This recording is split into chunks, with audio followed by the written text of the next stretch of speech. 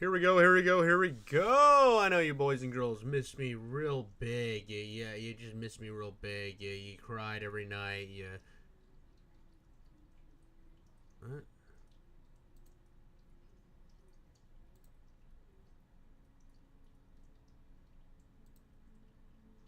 You miss me real big. We're killing it. We're doing big things. I don't know what happened to my stream there for a second. On my big, yeah, you cried every night.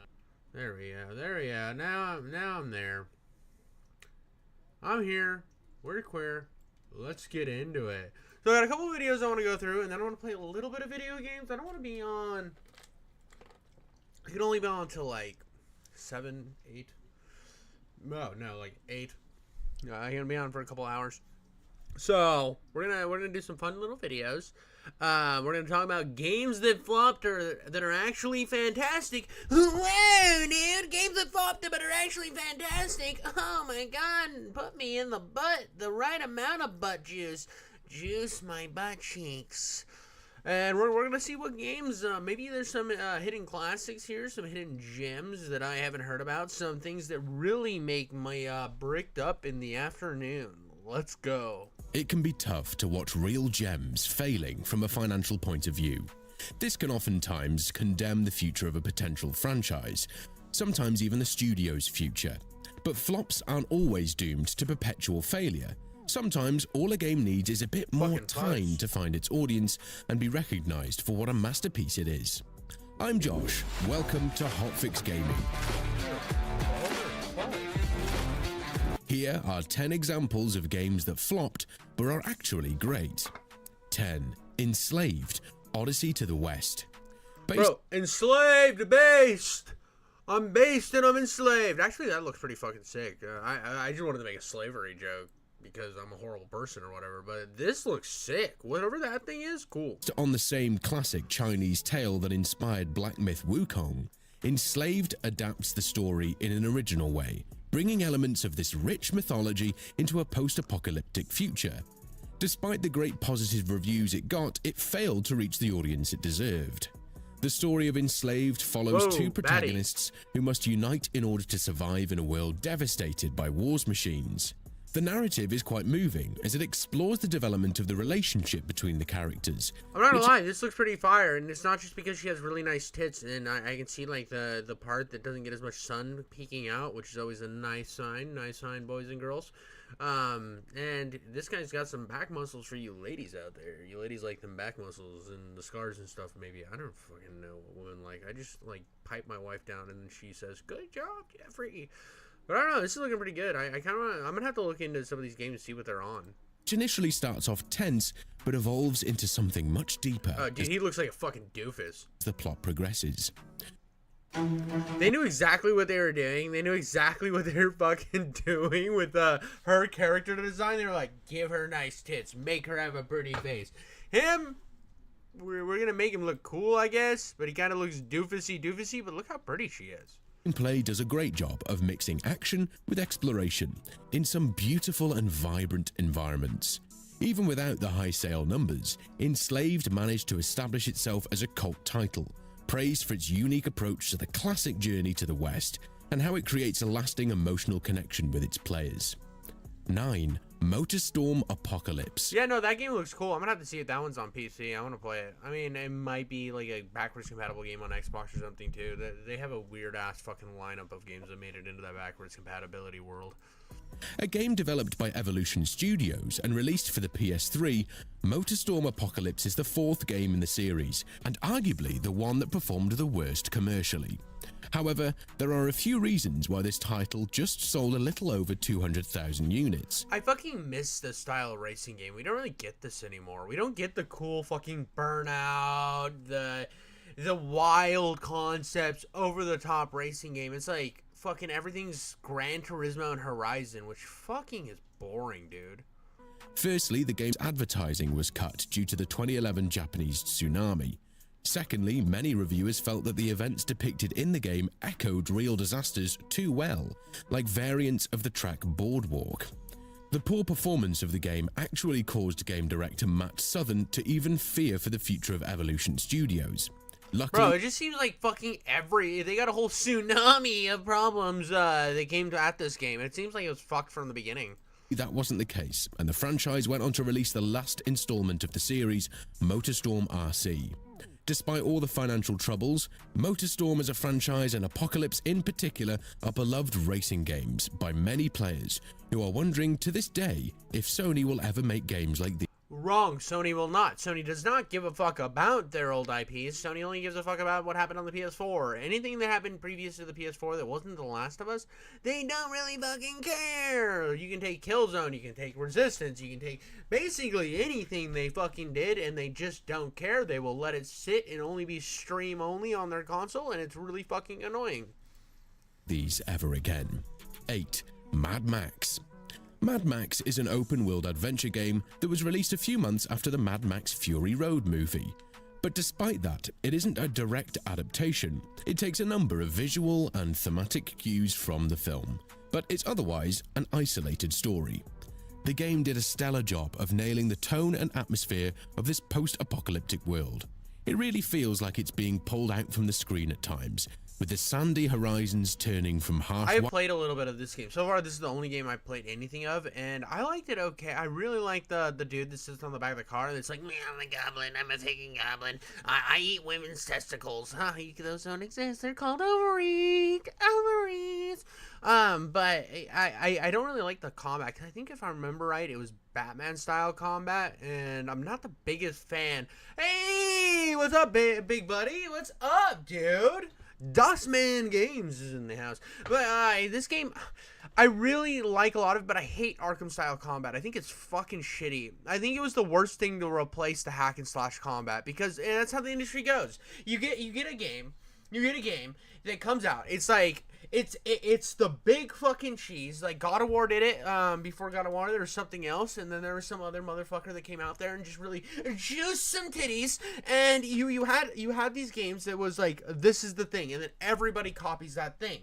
It happened with Halo, it happened with Doom, it happened with God of War, and then Arkham games came out. Now, I don't fucking like the Arkham games. I like the Arkham games. That's wrong. I like Arkham Asylum. I haven't played Arkham City. Arkham Knight was okay. I played most of that. I never really liked the combat. It does feel good in the Batman games. It feels fucking meaty and whatever. But when I played the Spider-Man game on PlayStation, I haven't played God Hand. I need to play God Hand. But is it on PC? Let me know if it's on PC.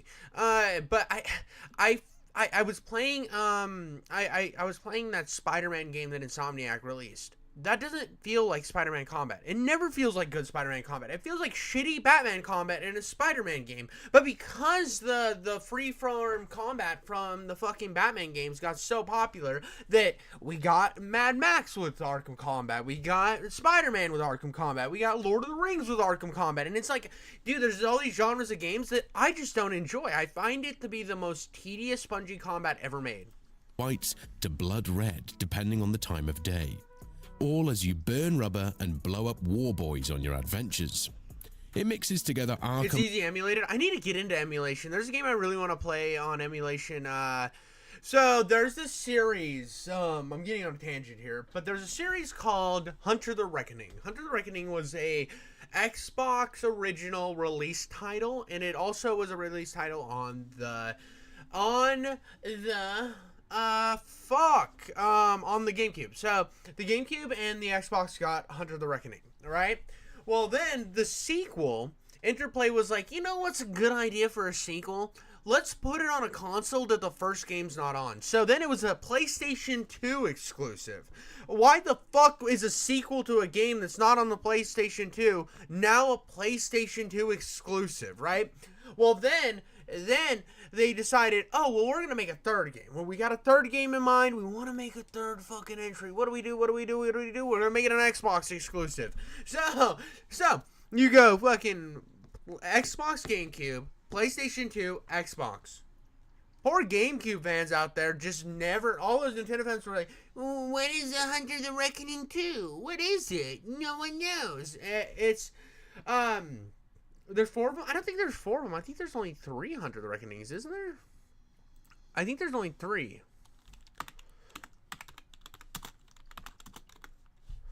Reckoning games. I think there's only 3.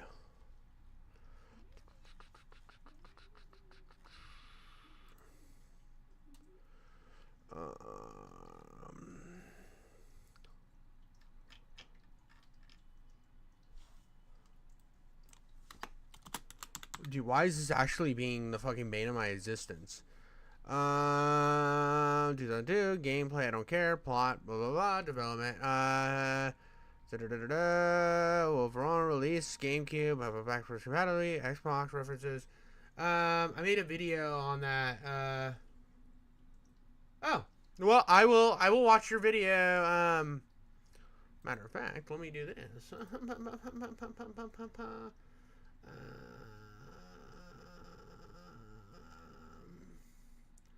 Retrobat, blah blah blah blah blah. Let it play for a second. Boom. Now I'll stop it. So that was happening on another screen. I was fucking juicing up some titties real quick. Juicing up some titties.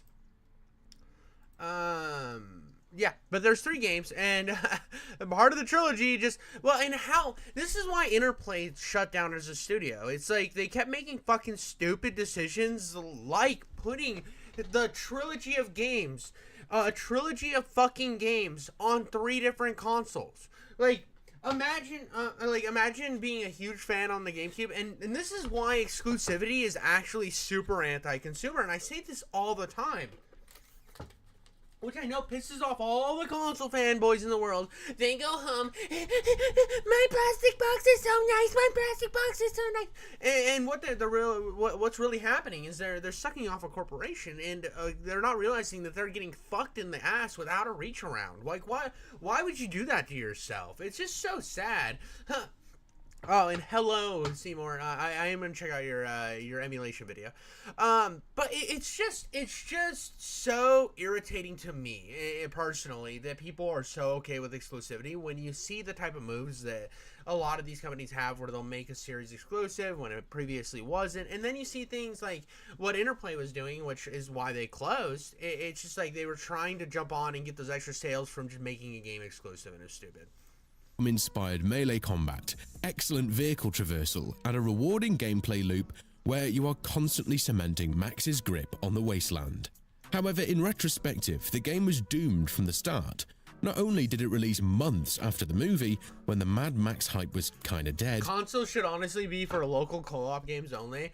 I mean, it's a funny joke. I did get a little hee hee. But the thing about consoles, why they will always exist, and even if exclusivity dies, consoles will still exist, is you're going to get that normie consumer. You're gonna get that normie motherfucker who just wants to come home, sit on his couch, and not fiddle with all the shit on PC. Now, PC isn't as hard as people think it is. I just started getting into PC gaming this year. I have fully dived in. I am a big fucking fan of everything that is being presented to me. I mean, if I didn't have a PC, I would have never been able to play DOSMan's games, and DOSMan's games fucking kick all sorts of clits. But here's the thing, it's like you got that normal guy, and I think the best thing that could happen, well, Steam tried to release a console a long time ago, and now there's a little bit of rumors that Steam's coming out with another console, but there's also rumors that Xbox is going to open up their platform to stuff like Steam, which, now, I'm deep in the fucking Alex Jones rabbit holes here. Listen, the globalists are gonna put Steam on the Xbox. But what we have, I think what's gonna happen is you're gonna start seeing consoles, and I think Microsoft's gonna head this up, but I think you're gonna start seeing more open platforms, and it's gonna be through the interface of an Xbox. It's kind of gonna be like an iPhone, where you can play a bunch of different apps, but or not an iPhone, more like a smart TV, where it's like, okay, I got my Steam app here, I got my Xbox app here, I got my PlayStation app here, and I can play all these games. Well,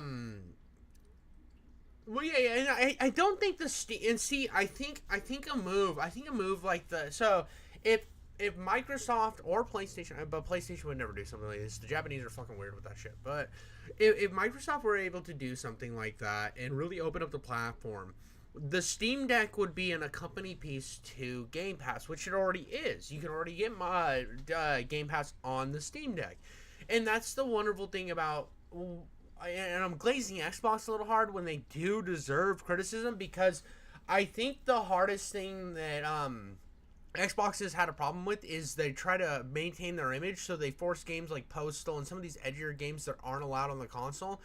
And it hurt. It's like, it's fucked. Why wouldn't you let Running with Scissors on your platform? That's fucking garbage, and Xbox deserves to be held accountable for that type of shit. And a lot of, like, the way Xbox handles all of their, Microsoft handles all of their studios, there's tons of things to hate Xbox on.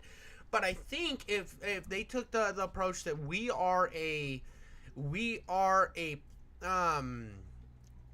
it's more of a, it's not platform anymore, it's more like an interface. It's more of there's a word for it, ecosystem, more of an ecosystem. And they came in and said, like, your normal dude that loves FPS games, they can't get any FPS games on because they're all on Steam, now has that option to play them on a console, and it doesn't have to fuck with the PC stuff. So can sit on his couch, eat Cheetos, jerk off, and play on his controller with one hand.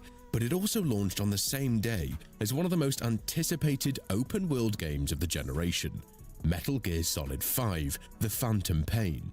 It's hard to compete with that. 7. Okami. From the moment it was announced, the gaming press was enamored with Okami.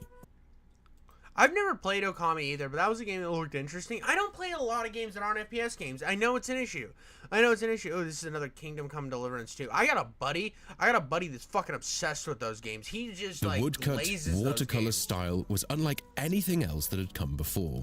And while Okami's gameplay took obvious inspiration from The Legend of Zelda, its innovative celestial brush mechanic and unique takes on Japanese mythology were more than enough to set it apart from the typical Zelda clone. But when it launched, Okami was a critical darling that was a financial failure. The way it flopped in its first year was so significant that it still holds the Guinness World Record for having... I can turn off closed captioning. I can turn off. That's something I put closed captioning on everything. It's an issue. The poorest commercial performance for a Game of the Year winner. Many believe that the game's exclusivity to PS2, even though the title came out just a few months before the PS3 was released, was a that right there is the reason it flopped. That is the reason it flopped right there. I never played the first Kingdom Come. I have a little bit. I got to the sword training and I said, "Fuck, I'm outie, bro. This is too much." It's one of those things that a lot of games, and this is the problem with that early era of gaming, and it pushed all the way through the PS3 to the PS4, or the 360 to the Xbox, is where games weren't making that jump to other consoles. It wasn't that easy jump where you could get a game, put it into your next console, and it would work. And because of that, there was a lot of games that were end generation games that just fucking died. Contributing factor to its sales shortcomings.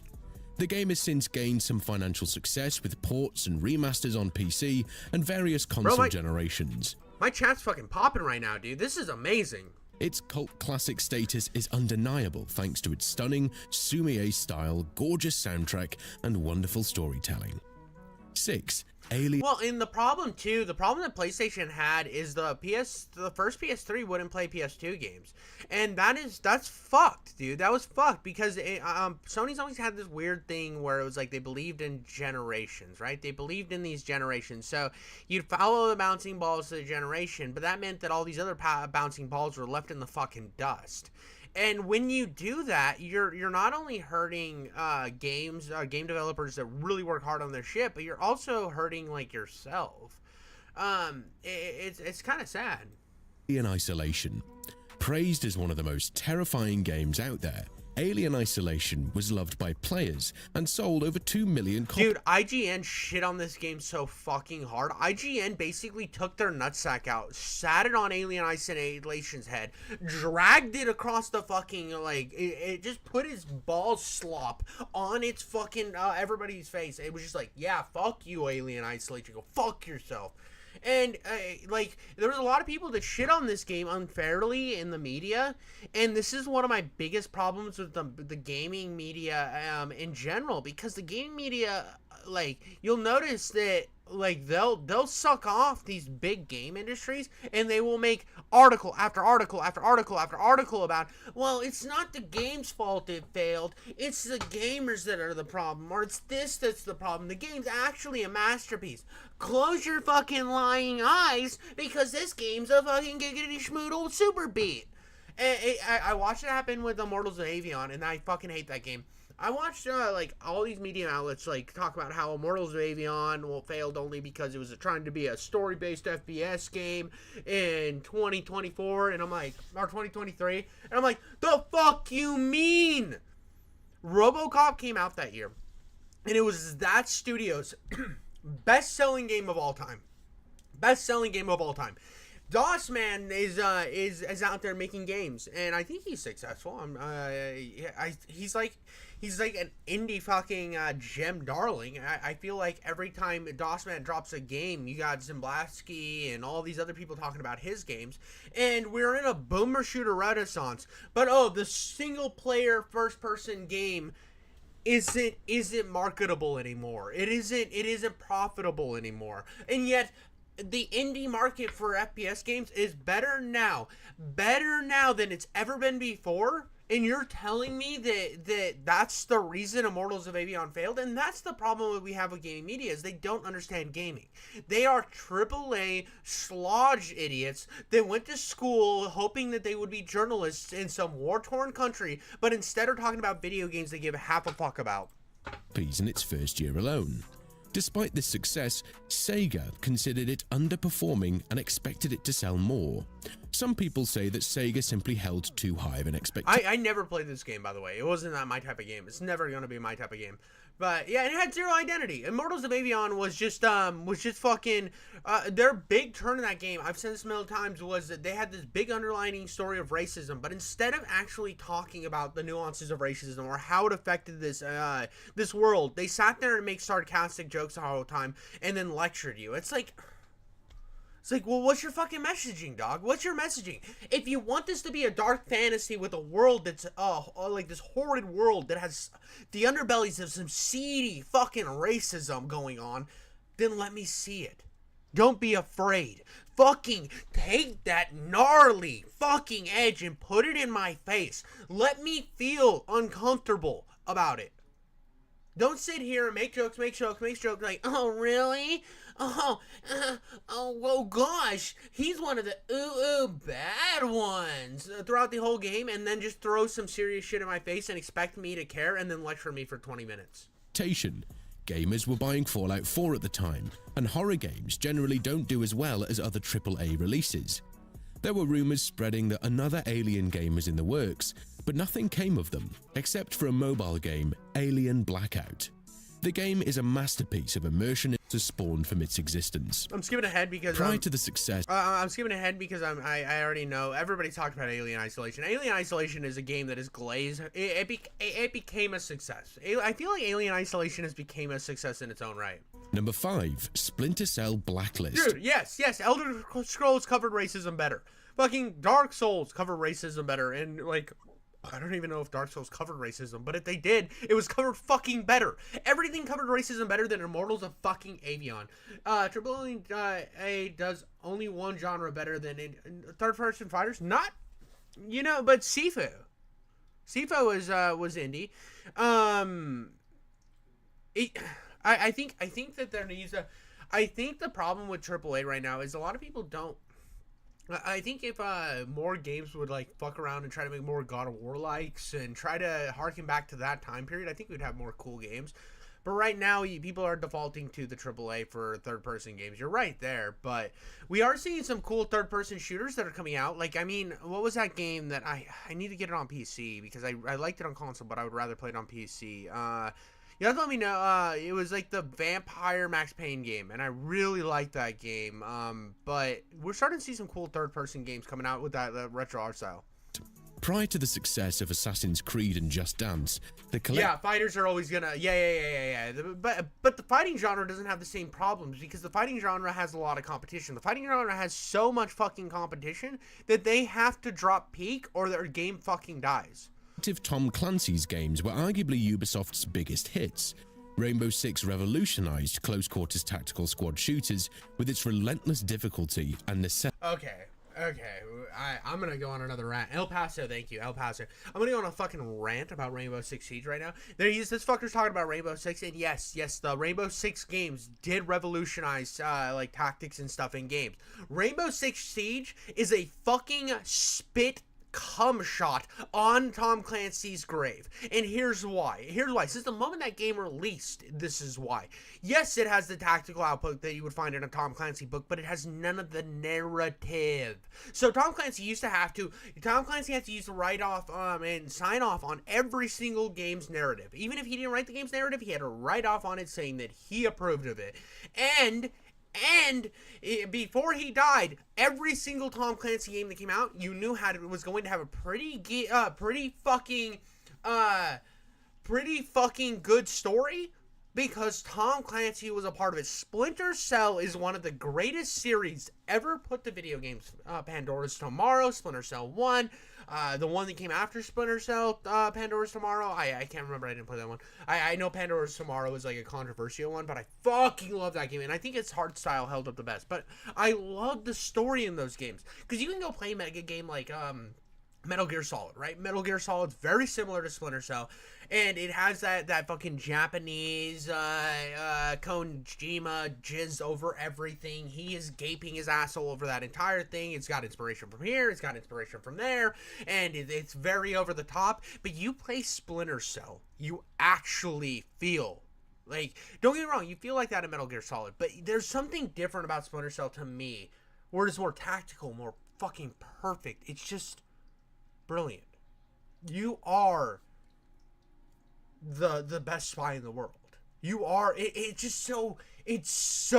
feels so realistic, and the fact that Ubisoft, and this is why Ubisoft's dying as a company. This is why they're going out of business. This is why there's talks about them selling off their IPs, is because they never understood why their games in the past sold. And that's like when people talk about the Assassin's Creed Japan, or whatever the fuck that game's called, drama, and they're like, oh, they're dying because they're woke or whatever. No. They're gonna die because they never understood why people liked Assassin's Creed to begin with. They never understood why people liked Prince of Persia to begin with. The people who worked on those games are long gone, and now they're stuck with this trying to keep up with the modern world, instead of just putting out a bunch of good AA games. Necessitated planning. Ghost Recon took the action. I haven't played Shadow Watch. To larger areas for a blend of intense action and precision, but it was Splinter Cell that cemented Ubisoft's place as the master of the techno-military thriller game. The series took the stealth action. Dude, you couldn't go anywhere in the 2000s without seeing the 3-lens goggles. Splinter Cell was people talk about, when they think about like the original Xbox, right? Because Splinter Cell eventually did come to PlayStation, but the first game was on the Xbox exclusively. And people like to forget that and pretend, especially with kind of the hatred that Microsoft rightfully got after the Xbox One, and then the Series X has been kind of just there. But they forget how monumental games like Halo and Splinter Cell were to the identity of Xbox, and how monumental they were in keeping and solidifying Microsoft's spot in the gaming industry. Splinter Cell was a fucking cultural phenomenon at the time. You couldn't go anywhere without seeing shit from Splinter Cell. You couldn't pick up any video game magazine without seeing Splinter Cell. And then Splinter Cell just dies off. And the problem with Ubisoft is they just let shit die off. Action concepts pioneered by Metal Gear Solid and improved them to near perfect levels, even working the tagline "Stealth Action Redefined" into the first game's full title. Splinter Cell evolved and morphed into the years that followed, adding more action elements, a greater emphasis on dark, personal storytelling, and creative new multiplayer modes. For a long time, it seems like it could do no wrong, and even after needing to switch actors for Sam Fisher when developing Splinter Cell Blacklist. Yeah, dude, the original Xbox is still my favorite console of all time. It is my favorite console of all time. There's nothing... I have a lot of nostalgia with it, so I am clouded with nostalgia.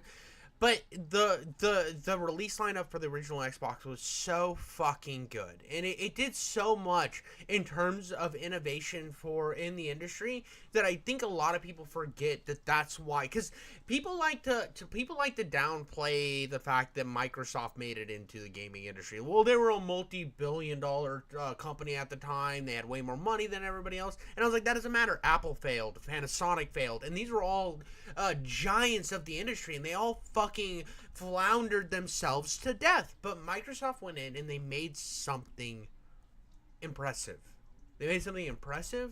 And they had enough stuff that made the console worth getting, and it was this release lineup that wasn't really headed by Microsoft. Like Halo it was a game that was just gonna release. It was just a game that was gonna fucking release and exist. And then it became the fucking mascot for the Xbox. And you had games like I think Jade Empire was exclusive to Xbox, if I'm not wrong, and Jade Empire's a fucking BioWare masterpiece. I have a video on it, and if you ever want to see my video on it, check it out. But I love Jade Empire. There was a lot of just fucking the KOTOR was exclusive to Xbox at the time, and like I don't care about exclusivity as much, but it was the games that ended up like defining a lot of these great genres hit the Xbox hard and fast, and it did something really special, and it was so special, in fact, that like I think that it was why the 360 put PlayStation on its ass for a long portion of that. If Microsoft would have been in more countries, I don't think the PlayStation 3 would have outsold the Xbox 360. And that competition is what gave us the PS4, and the PS4 fucking spread its butt cheeks and shit all over Xbox. It's in that competition is what's good for the industry. I want PlayStation to succeed. I want Nintendo to succeed, and I want Microsoft to succeed because they all build upon each other, and their moves influence the others' moves. I mean, do you think it's a fucking Serious Sam? Yeah. Serious Sam 2 was on Serious Sam 2 was on Xbox, and it looks gorgeous. I have it on PC. It looks a little better on PC. It looks better on PC, obviously. But Serious Sam 2 is still a gorgeous game. I think Serious Sam 2 is the best looking game out of all the Serious Sam games. Easy. Yeah, dude, BioWare's fucking cooked. BioWare's cooked. Dragon Age Veilguard looks like it's fucking ass cheeks in the AIDS sweltered dungeon of hell. But it was this. I like this because you think it's a coincidence that PlayStation is releasing their shit so soon on PC.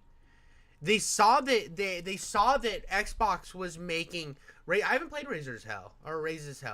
But there's a lot of games DOSman is bringing up right now that I have not played. But you think that it's a coincidence because like.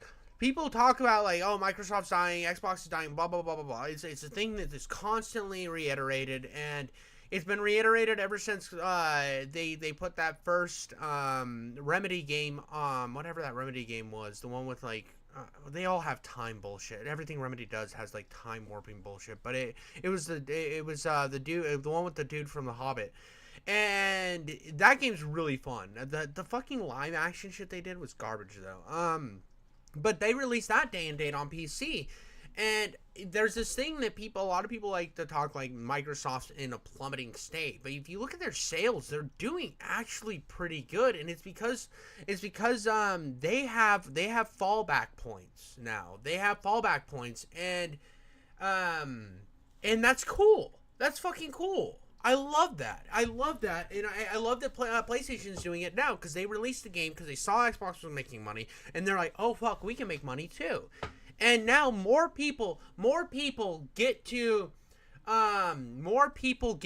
enjoy a game than ever before, and that's all I care about because I love gaming. I love video games, and I want everyone on every platform to play the games I love. I want people on the fucking Switch to play Halo.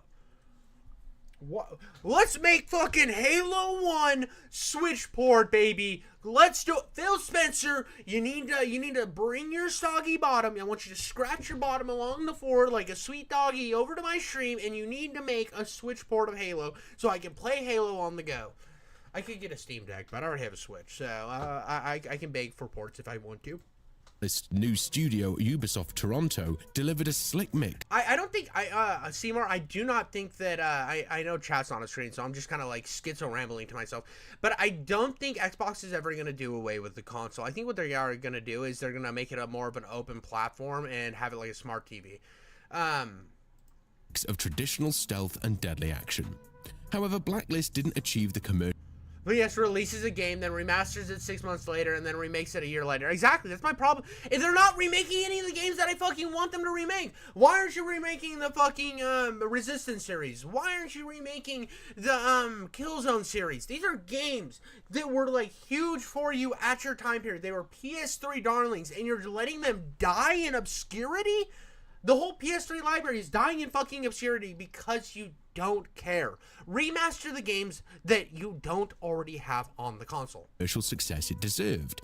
Despite its quality, the game sold only 2 million copies, despite Ubisoft's expected 5 million.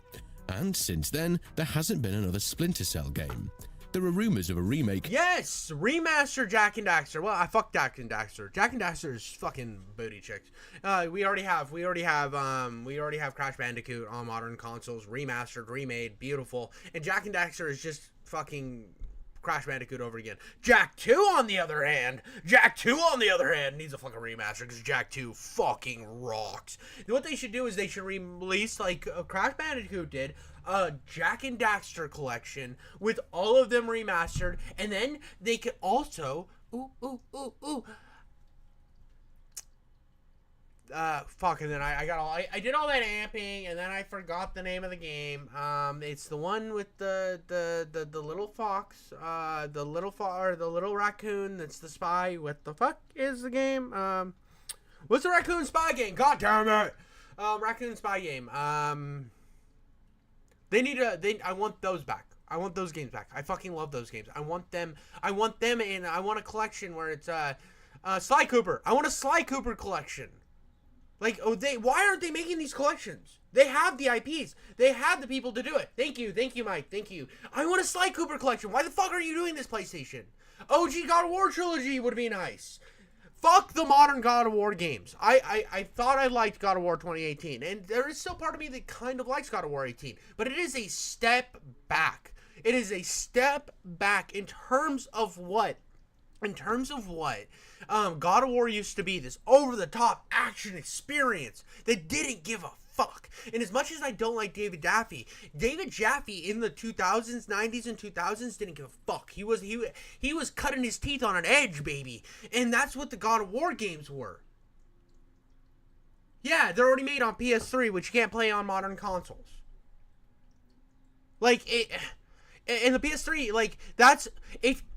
If I'm gonna hold Xbox to this, I hold Xbox to the standard where I see something on Xbox and I see like, look at all of Xbox's mainline IPs. Almost all of the Microsoft mainline IPs you can get on modern hardware, all of them, and they have collections on like the Master Chief Collection, right? Well, then I look at PlayStation and I'm like, ooh, I'm new to PlayStation. I got a PS4 and then a PS5, and I'm like, I really want to play these games that I missed. Well, how do I play them? Suck 80 fucking dicks and stream them at a fucking 15 frames per second. Like, I get that they were, like, the PlayStation 3 had them, but I'm not gonna go fucking buy a PlayStation 3. Like, that's my thing. I don't want to buy another console when I'm looking at a billion-dollar company, a multi-billion-dollar company that like was in the talks to buy fucking fucking the Souls company, whatever, FromSoft, the parent company of FromSoft, but they can't fucking call Night Dive. They can't call Night Dive up and say, hey, could you remaster some of our games, please? Could you make ports?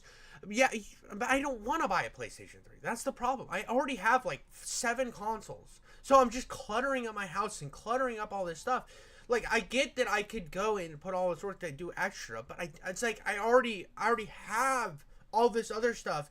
Why should I have, like, why as a consumer of a PlayStation product should I have to work harder to play their other products? Like, that's where my problem is. That's where my problem is, because it's like it's one of those things that it's just like I look at like, oh wow, I can play all this stuff natively. Why can't I play it? You're a multi-billion-dollar company. You have all this money. You went last year. You released one fucking game like Astrobot and Concord, which you already shut down that studio. Why aren't you just putting out these collections? Get some studio. You have Blue Point. You have all these studios. You could outsource. You could get a bunch of shit out.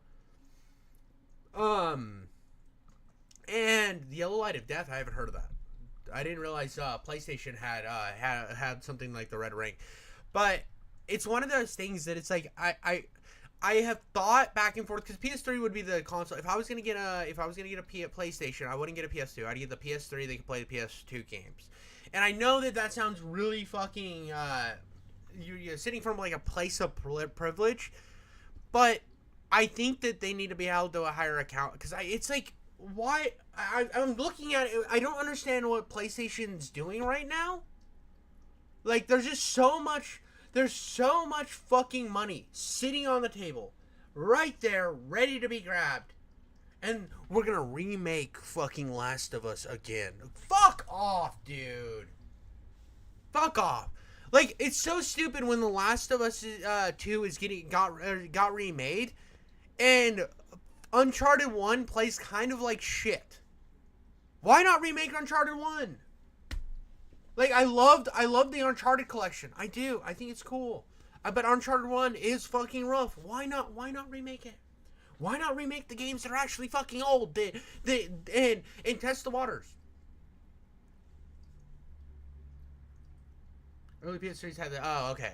So the PS3s and the Xbox both have the issues. Okay. It's just... And I think like what Xbox has done with backwards compatibility is good. I think what backwards compatibility is done with Xbox is good, but it could be better. It could be way fucking better. You know how many original Xbox games that I just want to pop into my modern console and play? Like, if you're gonna do emulation, why not do emulation on your console? Why not put emulation on it? Have your console be a full fucking emulation box for your other 3 consoles.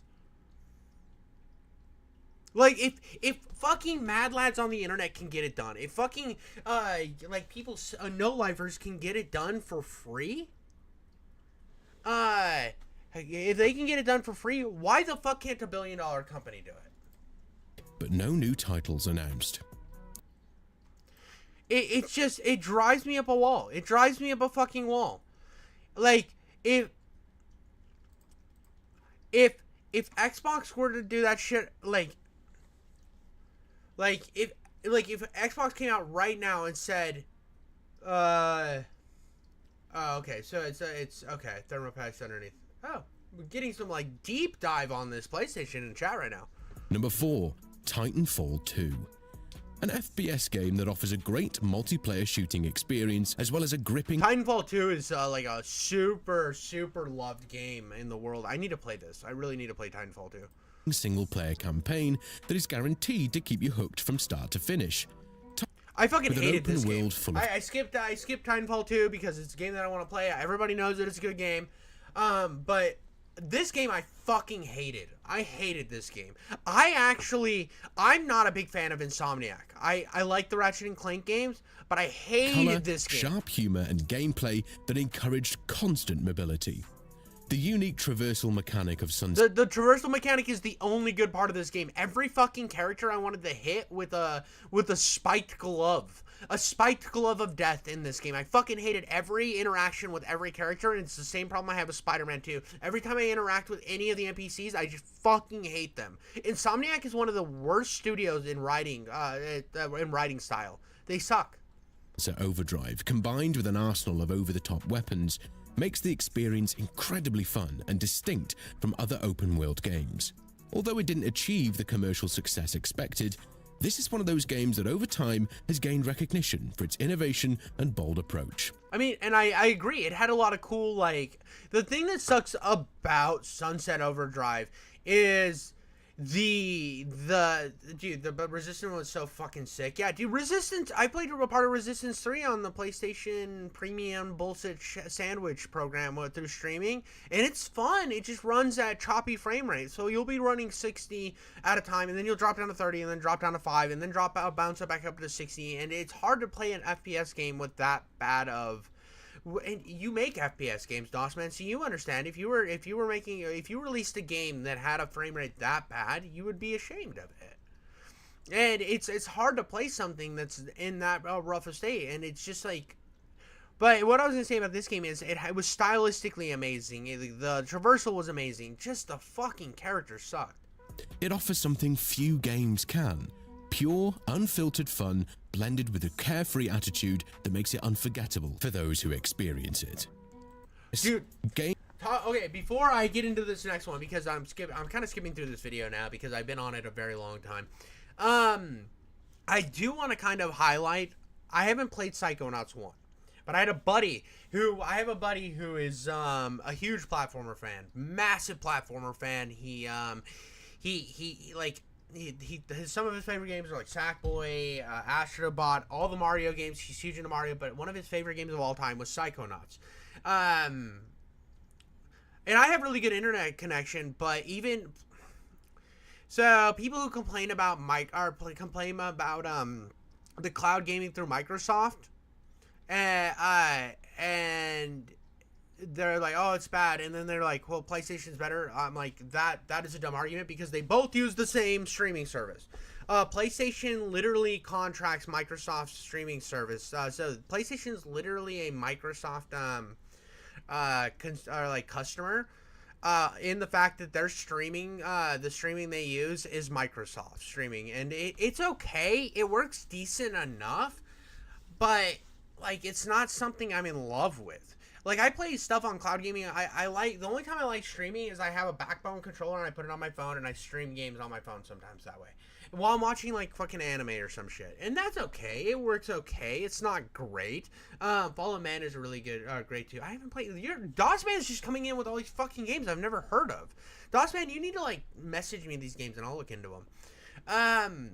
Because I'm going to freak. That's a lot of games. You've just been fucking bam, bam, bam, bam, games, and you're just hitting me with all sorts of inspiration. But, yeah, dude, if Sulaco was made on a small budget, the big studios have no excuse. Exactly. Use OBS and lower your bitrate and never stream over 1080. If you upload speed, sucks ass at 780p. No, upload. We're talking about streaming games. Like, streaming games to you. So, like... It's not, this is like, cloud gaming. We're talking about cloud gaming. And they're both Microsoft, both Xbox and PlayStation use Microsoft's cloud gaming technology, or streaming technology, and it's fine now, but, like, it's not something I want to, like, if I'm going to turn my console on, I don't want to stream games. I'll do it on my phone through cloud gaming because I don't expect it to run great. Like, I expect it to have the drops and shit, and I have the game set on, like, fucking snooze little baby boy easy so that I can just experience, like, atmosphere and shit. Games from Psychonauts director Tim Schafer have sometimes had trouble clicking with mainstream audiences due to their unique art style and offbeat humor. The game already had that going against it when development and publishing difficulties meant that after 4 long years... This is another game that came out on the original Xbox. I don't know if this one came out on PlayStation. Mike, you'd know. Did Psychonauts come out on PlayStation? Let me know in the PlayStation 2. Let me know in or let me know in chat. But Psychonauts 2 is one of my favorite platformers ever made. I need to play the first one. I really like Psychonauts 2. Years in development, Psychonauts didn't launch on PlayStation 2 and Xbox until 2005. Okay. Unfortunately, no, they did. I just had to watch the video more. Look at me being a fucking idiot. That's when most gamers were already eyeing next-gen consoles. Sales were unsurprisingly poor. Psychonauts eventually found a wider audience that matched the positive reviews, but it took a long time to get there. However, in 2011, Double Fine took back the publishing rights to Psychonauts, meaning the company could re-release the game on modern platforms. Sales took off from there and even helped to fund a fantastic sequel in 2021. Number 1.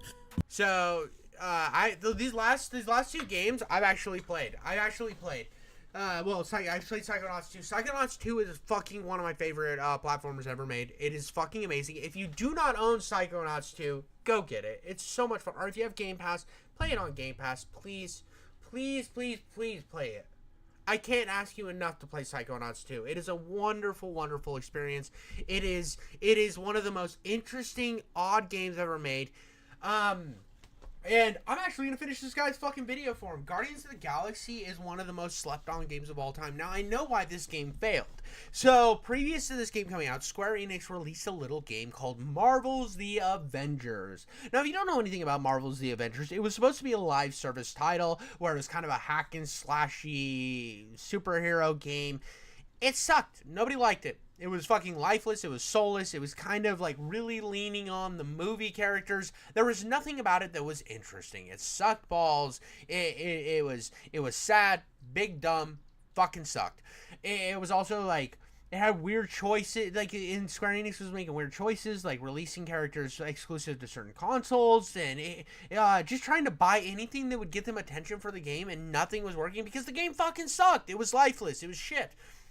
Well, at a little after they released that, they were working on a Guardians of the Galaxy single-player game. When this game was announced, a lot of people wrote it off as another Avengers. The problem with this is Guardians of the Galaxy is one of the best, one of the most fun superhero games you will ever play. It's got a super engaging story. It's got, see, he's already covering the shit that I said. So it's got an insanely fun gameplay loop. You play the entire game as Peter Quill, and you're directing the Guardians through attacks. It honestly feels like if you were to take Marvel Ultimate Alliance and combine it with God of War, you would have Guardians of the Galaxy. It is a wonderful gaming experience. It is one of the most fun, underappreciated superhero games of all time.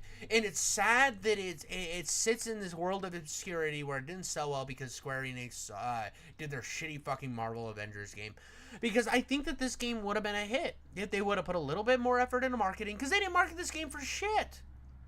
After the failure of Avengers, they just kind of wrote this game off too. Square Enix didn't know what the fuck they were doing. They were just kind of fucking not doing anything. And this game was fantastic. It was so much fun. I had so much fun with every second of this game. Digitally for PS3. Psychonauts 2 is on PS4. Limited run, put the first one on PS4. There's a VR spinoff on PS4. Oh, cool. I bet the VR spinoff's fun. But Psychonauts 2, I know Psychonauts 2 was on PlayStation, because I've seen it on the sale page of PS5. But I was very curious about Psychonauts 1. That's cool, dude. I really, again, dude, I will always stand on the principle that I want all games on everything, because I want everybody to be able to play the games that I love.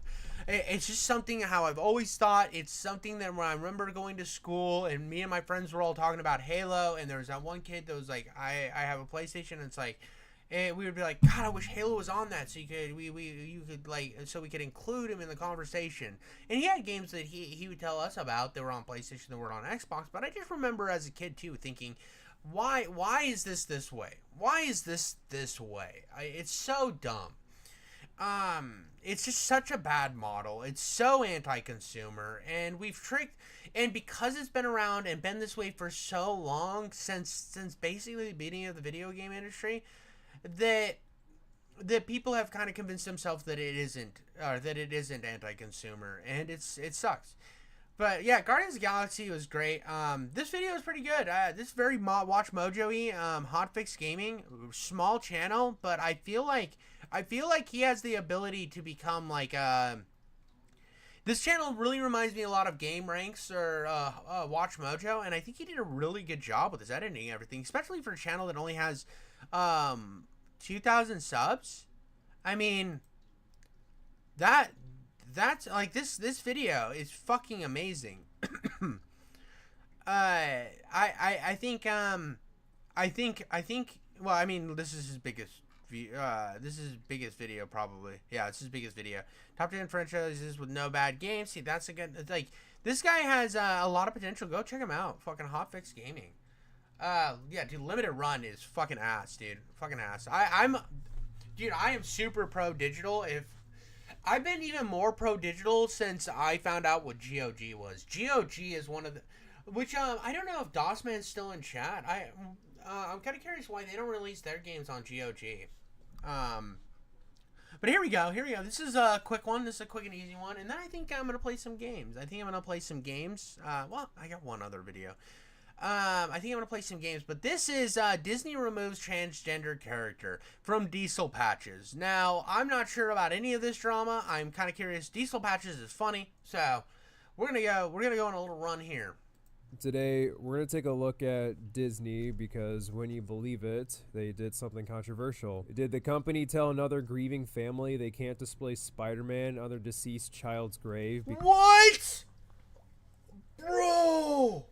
That's some Nintendo-ass energy. Could you imagine? Could you imagine being that fucked as a company? That you see a grave, somebody posts like a grave, their son's grave, and they're sad, and they're like, we put Spider-Man on it because you always love Spider-Man, and they're like, fucking DMCA, we will come to your house and we will kill your other children if you do not remove Spider-Man off of your 4-year-old son's grave. What the fuck, Disney?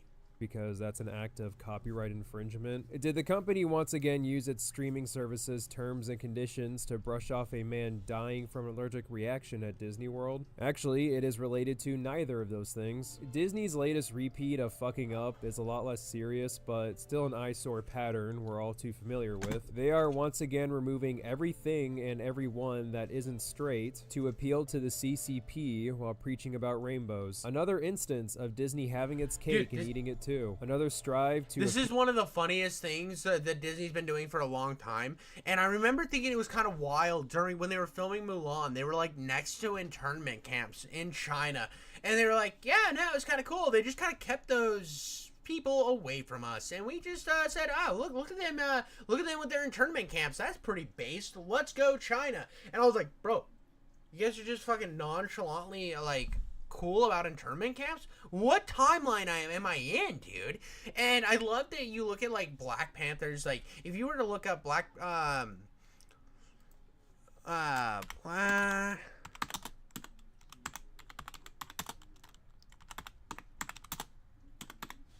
Panther China poster, right?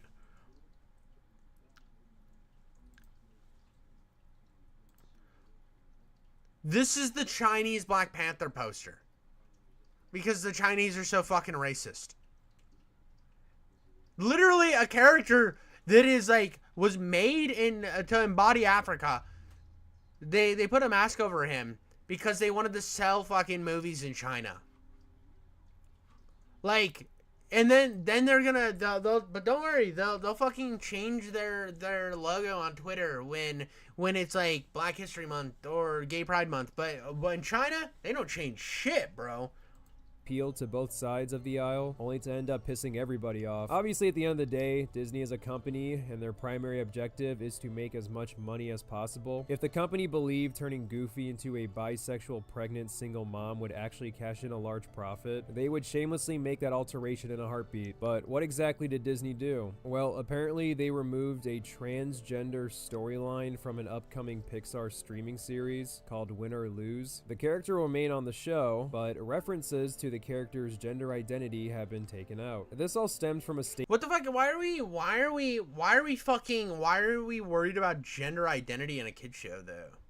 Like, well, why aren't we just worrying about making good shows? Like, that's my question. Like, why is this the drama around the show and like at all? Why does this exist?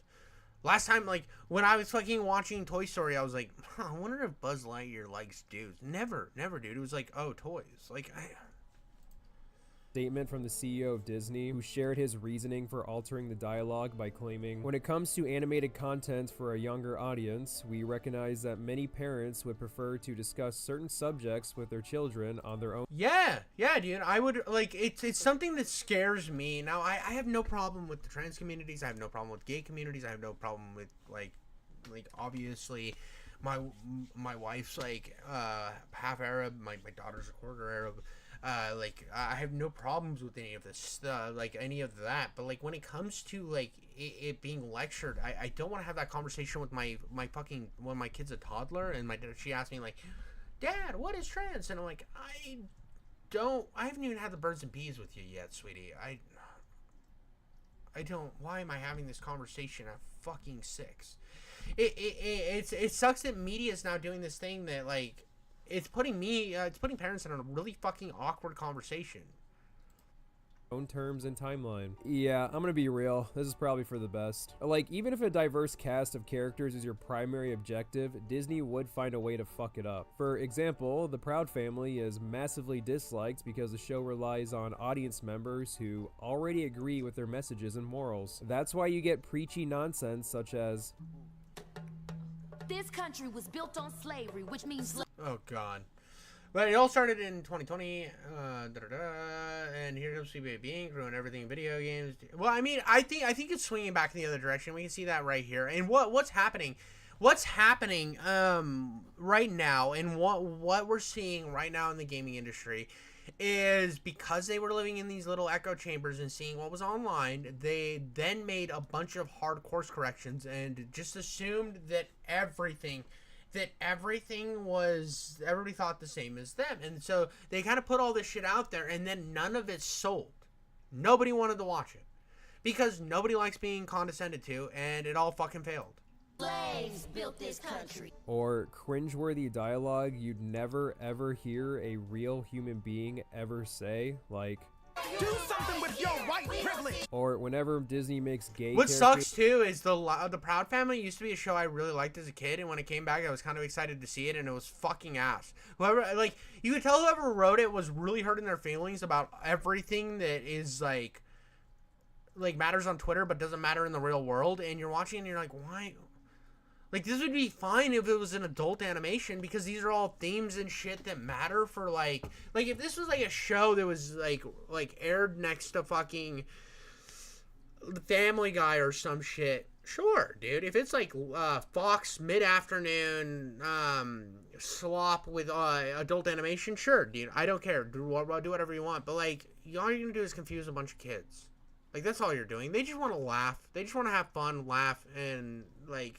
You think that they're wanting to deal with these fucking broad and super issues when they're in elementary school? Because that's when you're watching these fucking cartoons? No, that's like a middle school, high school where you start to actually dive into these concepts. And like, if you think that I'm like, oh well, we shouldn't look at the bad parts of history. No, we definitely should. We should teach that in middle school and high school. But expecting kids of like elementary school age to grasp these wild concepts. It's just you're exposing them to stuff that they're not ready for, and then you're wondering why parents are upset with you. It's like, well, no shit. They're having to explain these deep fucking concepts and long histories of lore, and then have to tell their kids that, like, let's say your kid's white or some shit. Like, you're like, oh yeah, dude, boy, they're saying you're privileged because back 200 years ago, you're like. There was white people were really bad, and they had people of color as slaves, and you should feel bad about that today. And from the moment you were born, you were privileged, and that's just like fucked up. That's a fucked up thing to do to a kid, dude. That's fucking wrong. I mean, it would be wrong if there was a show, and I would say the same thing if there was a show that was like if somebody had made a show and they just talked about how DEI, like, you were born with privilege because of DEI and stuff, and like you should have your black privilege. I would say fucking get that off my screen. I would say the same fucking thing if there was a conservative show that did the exact opposite type of cringe, because it is something we should not be exposing children to. These are grand concepts that you should not be exposing kids to yet because they're not ready for it. And you're putting a hyper-political viewpoint in, it feels propaganda-like. They're all universally hated. Not because they're gay, but Disney happens to make the most unlikable characters gay. Take the lesbian witches from The Acolyte, for example. They're irrational, boisterous, and just plain fucking stupid. Disney is a corporation. Actually showing care for the messages that are shared is secondary. Exactly. This creates more diversity and tension. Shit like this, where because the problem is, I've said this a million times before, hate begets hate. And when you write in a style that you assume that anybody who disagrees with you is fucking intellectual midgets, you then are making them you're basically hating them from the get-go and thinking that you're so much better that you need to talk to these stupid fucks and show you need to get to their kids because their parents are stupid fucks, so we need to save the next generation. They need to think the same way I do, and that's gross, dude. That's fucking gross. That's some fucking Lilly Philips energy, bro. That just piping down 100 dudes. If they believe the viewer will fall for whatever is given to them. This is exactly why No one should be judged on the color of their skin. Plain and simple. Whether you believe they're like I hate this thing that is like, oh well, certain races are privileged, so we can fucking shit on them as much as they want. No, that's fucking racist. That's just racist, dog. That's racist. It's not that bad. Like, it's not that deep, dog. It's fucking racist. Easy. Fucking easy. Like, oh, do you look at somebody across the street and then think, oh, God, they suck because they're this color? You're a racist. Congratulations. You fucking suck. You are not a good person. Wow. That's my thought process. I don't look at anybody and think they suck because of the color of their skin. Like, so to excuse people that do is disgusting to me. Remakes are still being made. It's slop, but there is undeniably an audience for it, so the slop continues. Bro, Santa is still real. All Santa deniers should be gulagged. Anybody who's a Santa denier should be sent to the gulags. Santa's real. I saw a chat in my chat. It said my son is 10 years old 4 days ago. He thinks Santa is still real. Let kids be kids, and I agree. But Santa is still real. He comes down, gives me a nice little with his beard on my cheek while I sit there waiting with my plate of cookies and milk. And I have a fireplace just so I bought a house with a fireplace just so he could visit me. The trans character, as I quoted before, will stay in the show, but lose that aspect of their gender identity. The revelation of this character being trans was supposed to be revealed to the audience in the final episode until Disney modified some voice lines. Yeah, based on Disney's track record, this would have also fallen flat on its face. If this storyline could have been completely modified with a couple of line changes... Bro, what the fuck is his aim, dog? Diesel patches. What the fuck is your aim? You can't hit the, broadside of a brick house. I am terrible at video games, and at least I shoot better than this, dude. This type of shooting is why you will never have kids. The chick's gonna be laying starfished out on a bed, waiting for the seed, and you're just gonna be spraying it on the fucking curtains. You're just gonna be like, wah, wah, wah, wah, and it's just gonna go nowhere near. She's like, you're ever gonna put it in? He's like, dude, have you not seen me play Fortnite? I'll get it in eventually. Then it's obvious this was going to be another throwaway, we're progressive, gimme brownie points moment. On the plus side, from what I can tell about Win or Lose, it looks kind of promising. I see different animation styles and That's why you're partying with me, bro! Yeah, the kids are with the wife. A magical element mixed within the suburbia setting, giving the TV show a reason to be animated. Anyways, it was probably smart for Disney to take this plotline out last minute. I agree with the CEO of Disney that you could probably get more from a conversation with a parent. I know it's just B-roll footage. You need to get there's a little bit of lore behind why I'm giving him so much shit about his gameplay, is because he made a commentary tier list on how shitty they are at video games. And he put himself in super gamer tier. Especially from the context of this situation. But this is fucking delete your channel tier. Where the trans plot point for Win or Lose was shoehorned in the project. This isn't the only recent incident of Disney backtracking on their preachiness for tolerance. A new show called Moon Girl featured a now deleted episode tackling the debate of trans women in sports. Yeah, that went over about as well as you would expect. Bro, the thing that's so gross to me about this is they're taking this battle to kids shows. And that, it reeks propaganda to me. That reeks gross fucking propaganda to like the highest degree, dude. It's like we're gonna take all these hot topic issues and we're gonna shove them into kids shows, so your kids will grow up thinking that this is all based and cool, which you can't. Like, if that's your opinions in life, if you believe in, like, if you are strong in that thing, I am happy for you. You are allowed to have those opinions. I do give a fuck what your opinions on social issues are, but I'm saying that, like, that'd be like a show just like made by Nick Fuentes for children that was like, yeah, dude, the Jews kind of suck, and it's like, yeah, dude, we can all agree that would be a bad show. Like why are we putting hyper political issues that are hot talking points for adults? Why are we putting that into kid shows? Why? Disney didn't offer any room for debate. It was just another product that wanted to serve as an echo chamber while portraying those big meanie transphobes as cartoonishly evil as possible. Examples like this are honestly why I think Disney should just stay away from these topics altogether. They clearly suck at conveying these ideas. Yeah, dude, if there was a show that was just like super fucking in your face about religion, like any other religion was garbage, it was like, if there was a kid's show that made all Muslims terrorists and all Jews greedy and the Christians were all the good guys, I would not let my child watch that show. Plain and simple. I would say, this is not how real people are. This is disgusting that they ever made this. So I'm going to say the same thing with Disney. This is disgusting that they made this because it's propaganda. Any meaningful way. But that was my little commentary. Gamefly is the best way. That was my little fucking opinion on like removing a trans character from the Disney show. I think it's a good thing. I'm sorry if you think that I'm transphobic for that. I mean, there is plenty of you can have plenty of trans media out there, trans original characters, but putting it on kids is a little bit early for concepts such as that. Now, you can disagree with me. That's my take. Fucking whatever. Should I watch one more video? Should I watch one more video or jump into some games? I got about an hour left.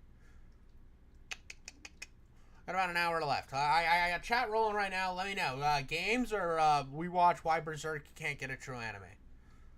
I'll let chat decide. Tonight. Wrong side. Wait, no. There we go.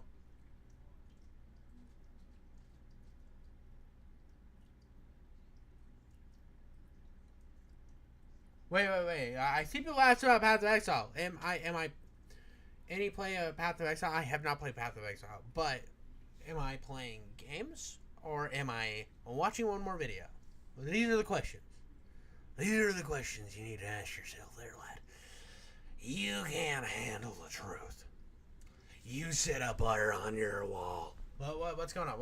What's the decision? I'm fucking waiting. I'm just here with a fever. Are you sick? Or are you just by giving you a fever like you're blushing because you think I'm so hot?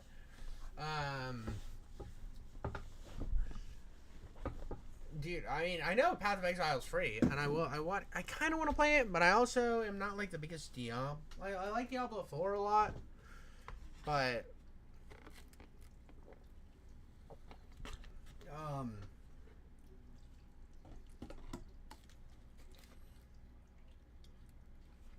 I eventually will play Path of Exile. I think it's not really my genre, but it is a genre that I do enjoy, but. I'm still. It's like everybody just doesn't even. Everybody's making love in my chat. There's a lot of love making going on. A lot of beauty happening in my chat. A lot of inny outy up and downy, and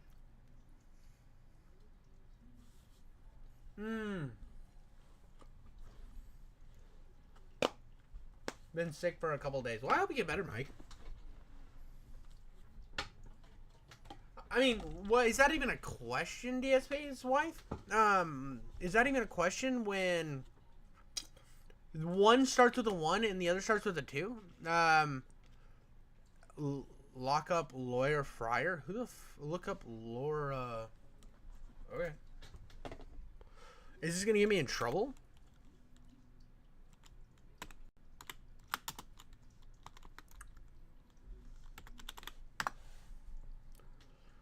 Lawyer Fryer Games, Moby Games. Like, what am I? Am I going to YouTube?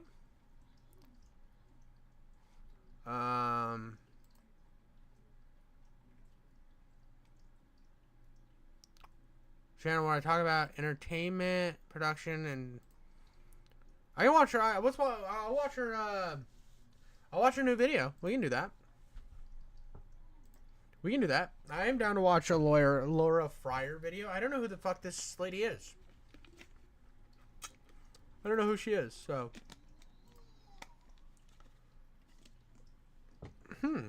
So she's like Tim Kaine.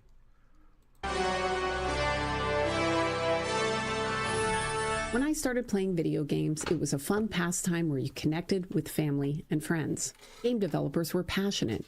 They put their heart and soul into their games because they knew if they could land a hit, they could do it again.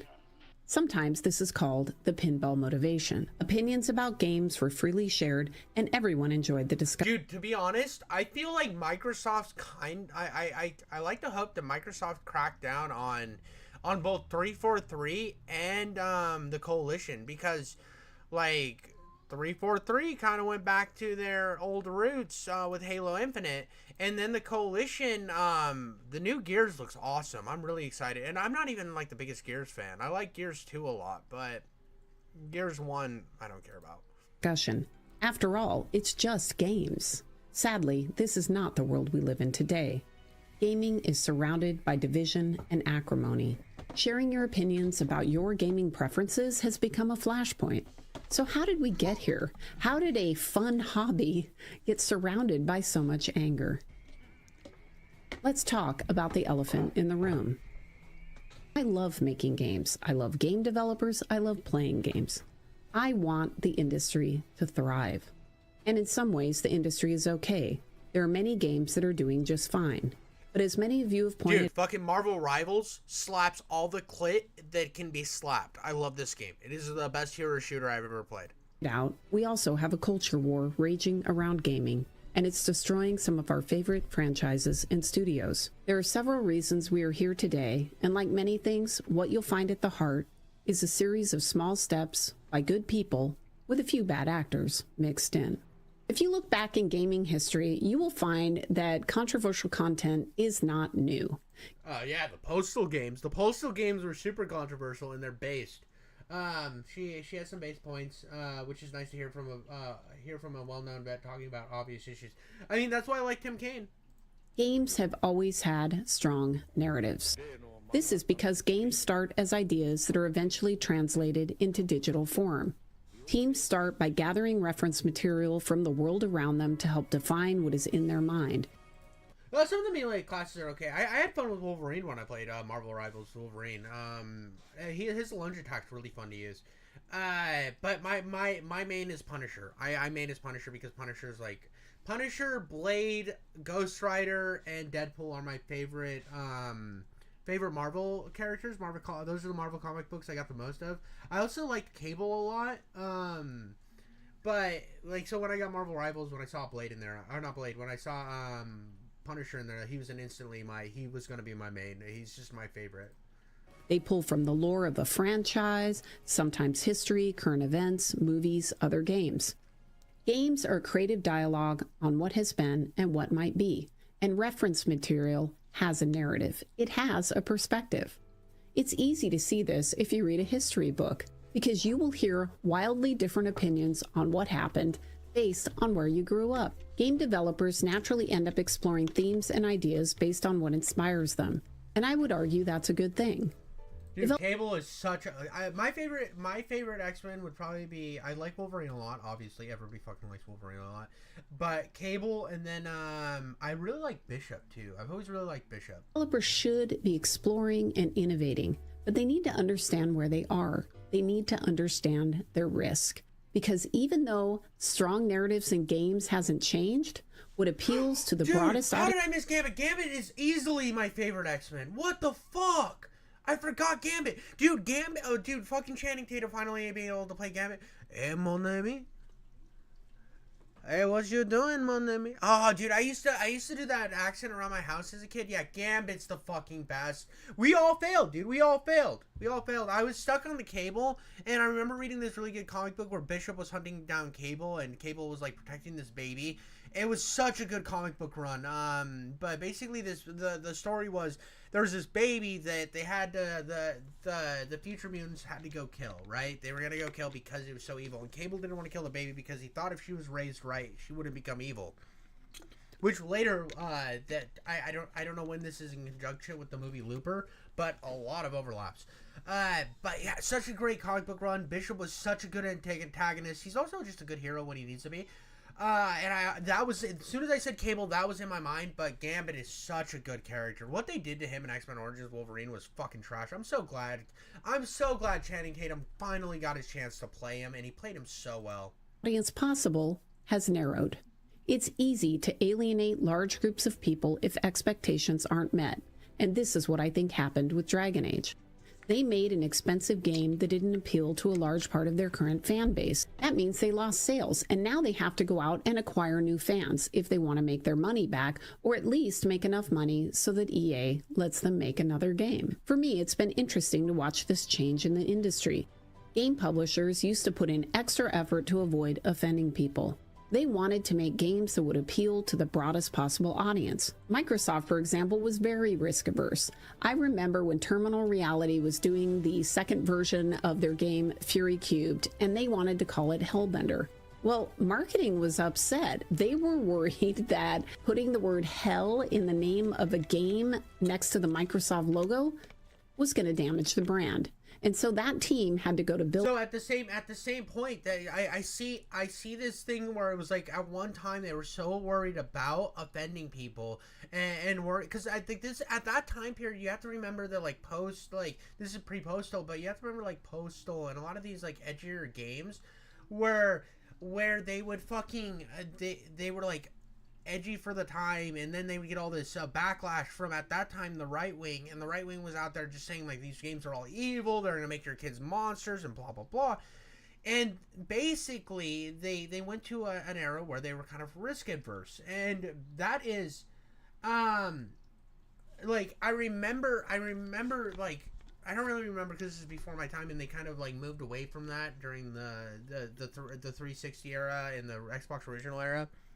And I think Postal and Grand Theft Auto did a lot to break that mold. But that risk-adverse thing, and that's still a problem with Microsoft to this day, kind of being risk-adverse on... and that's, I think right now the problem is they still have that risk-adverse mentality, but because of the internet and because of these things like Reddit and Twitter up until Musk took over, and YouTube, they would look at the internet and say, okay, this is what people want. These are controversial topics. Because they had these echo chambers around them. So when they released the game, they're like, well, we're just talking about things that everyone talks about. And that's just not what happened. Bill Gates in order to get approval. I experienced this caution personally when I was producing the game Fighter Ace. I was asked to demo it at a Microsoft shareholders meeting.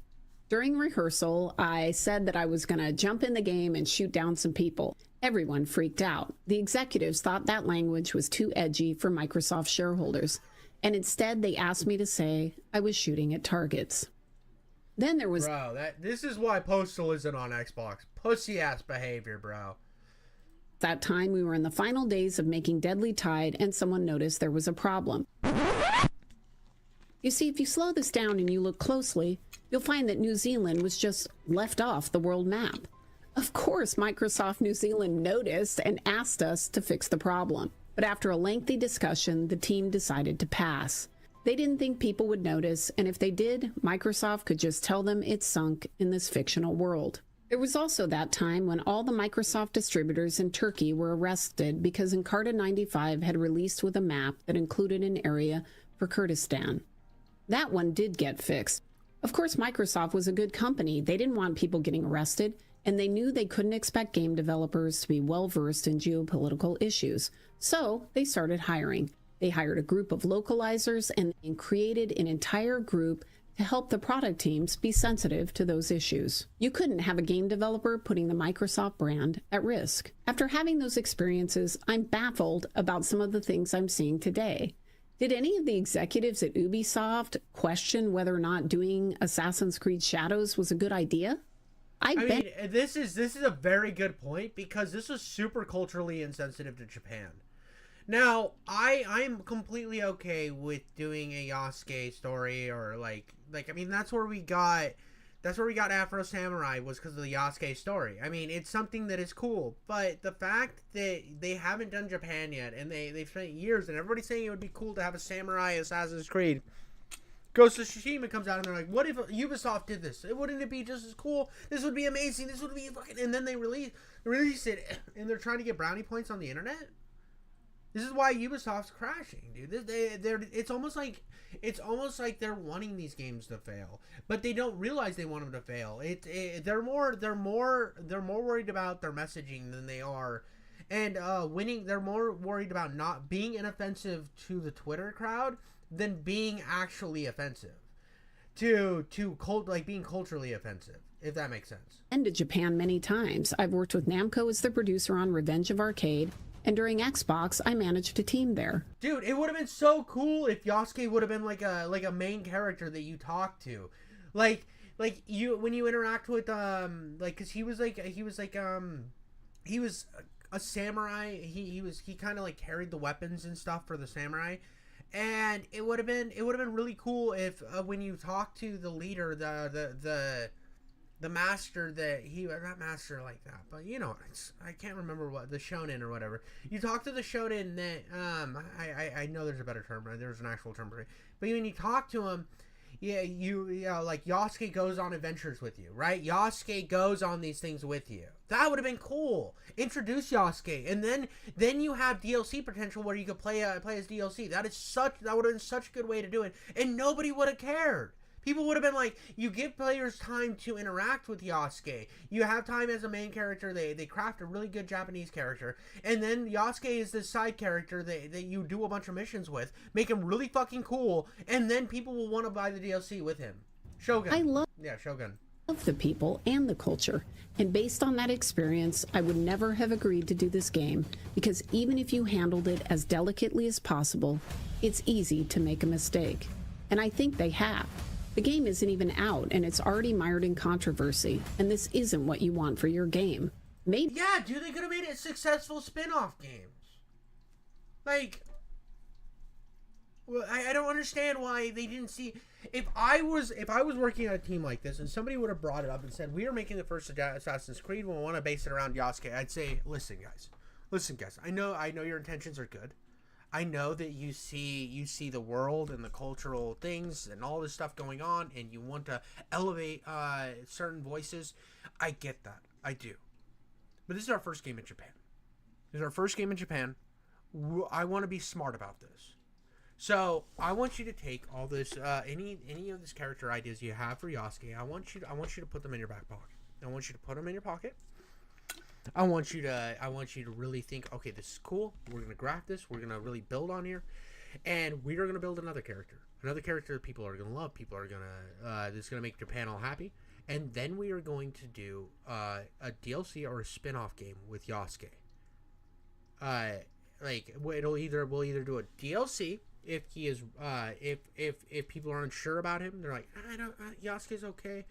And you can get that feedback. Okay, this is the things we need to change about the character to make him more appealing, so we can really elevate his character to what we want him to be. And we can do a DLC and then test the waters again. You do a couple little tests with a character, and then boom, you can throw him out and have your spin-off game, and then there's money to be made off of that. There is no future thinking anymore. It's now, and that's the problem. It's a lot of knee-jerk reactions, and I'm some fucking idiot who's sitting back here making taint jokes, playing with his boobies all the time, and having to scratch his crotch every 5 seconds because it gets sweaty and gross because I'm a fat guy. And I'm sitting here and I'm having easier conversations with how this could have been done. It's so simple to me. It's so simple that it just could be like, this is how we do this. How do we approach this? We make a fun game. We have a character that is safer. Not 100% safe. We can do some stuff that maybe touch on some issues here and there, We put small little parts. Nothing that's gonna completely turn off an entire fan base, because like, and they're like, well, but what about? And it's like, no, listen. Everybody loves BioShock. BioShock has entire hardcore political messaging, but the game's priority was fun first. And then we did all the other stuff. It's so simple to me. It's so simple.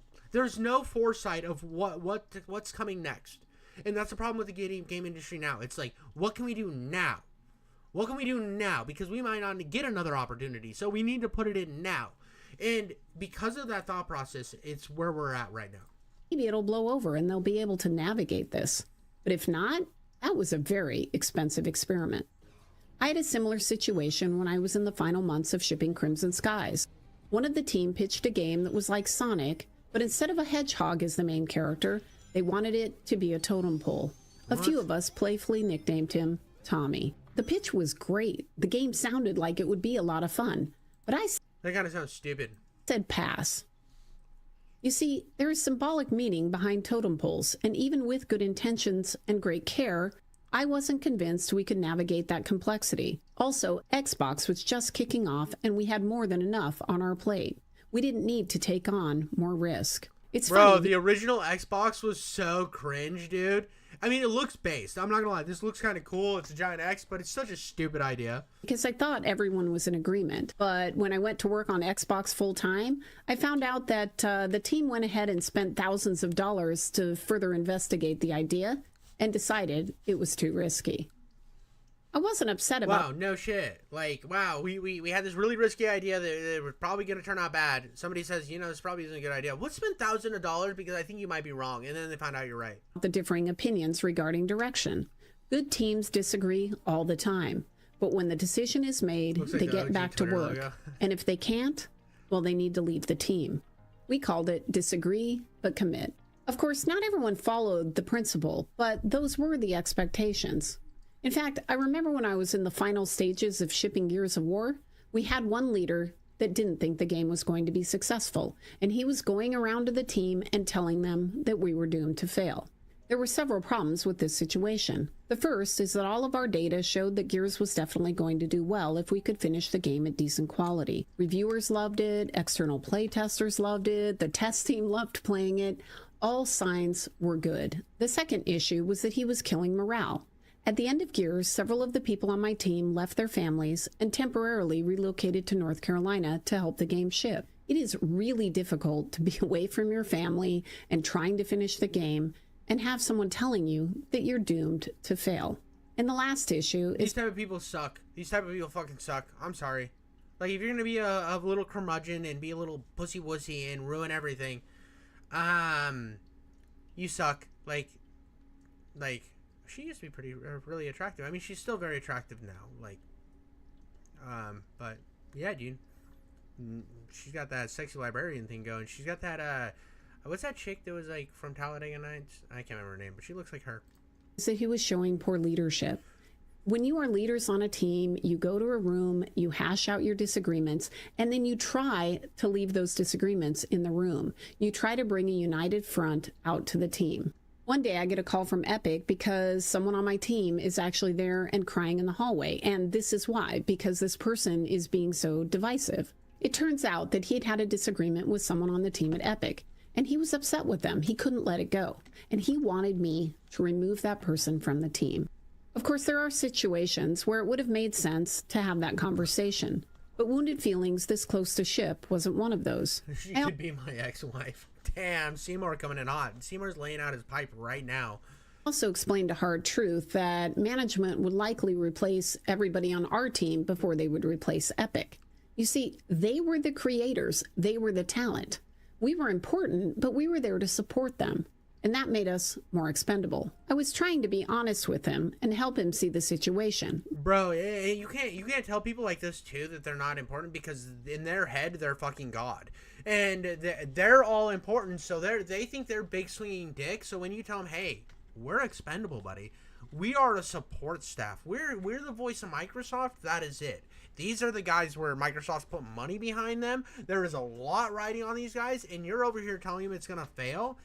and you're killing morale, which could hurt the shipping date, which could cost millions of dollars, you will be on the chopping block, no problem.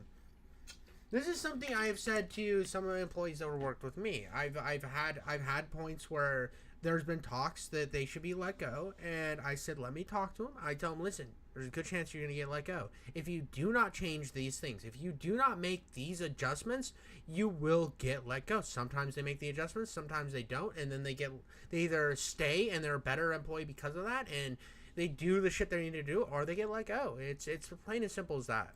But it didn't work. He continued with his negativity, but he just hid it better.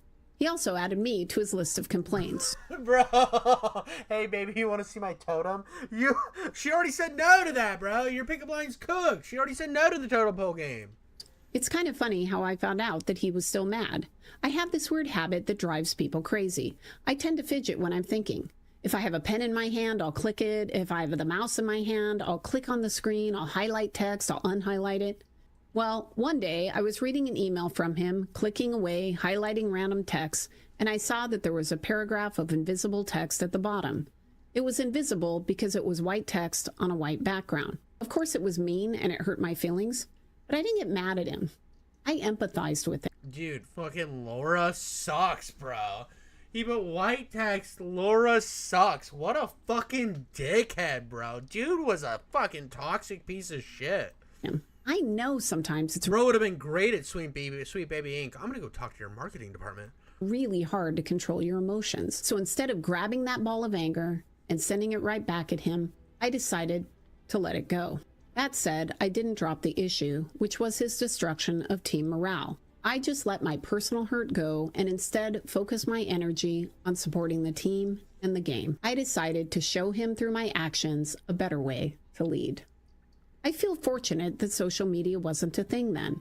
I would have been devastated if he had taken his feelings public. Yeah, dude, this is the big problem. Like, a lot of these, like, studio people, this is what happened with Avowed, and I think this is why she's showing with Avowed. Because one member of the team decided to go out and cause a bunch of fucking bullshit. Tried to cause a bunch of bullshit, had a bunch of, like, do a bunch of fucking willy-nilly stuff, and then the rest of the team is held accountable for this one asshole. Publicly, which is what appears to have happened recently at Obsidian. If you haven't heard, the art director of the game Avowed, which is set to ship early next year, decided to post some comments publicly about his game. Apparently there are pronouns in the game, and Elon Musk reacted on X saying that having pronouns in a fantasy video game is utterly unacceptable. To which the art... Which I don't 100% agree with. I think pronouns are a canary in a coal mine where you see them and you're like, oh shit, this is going to have cringe dialogue, this is going to have all the bullshit that I've seen a million times before that I don't want to deal with.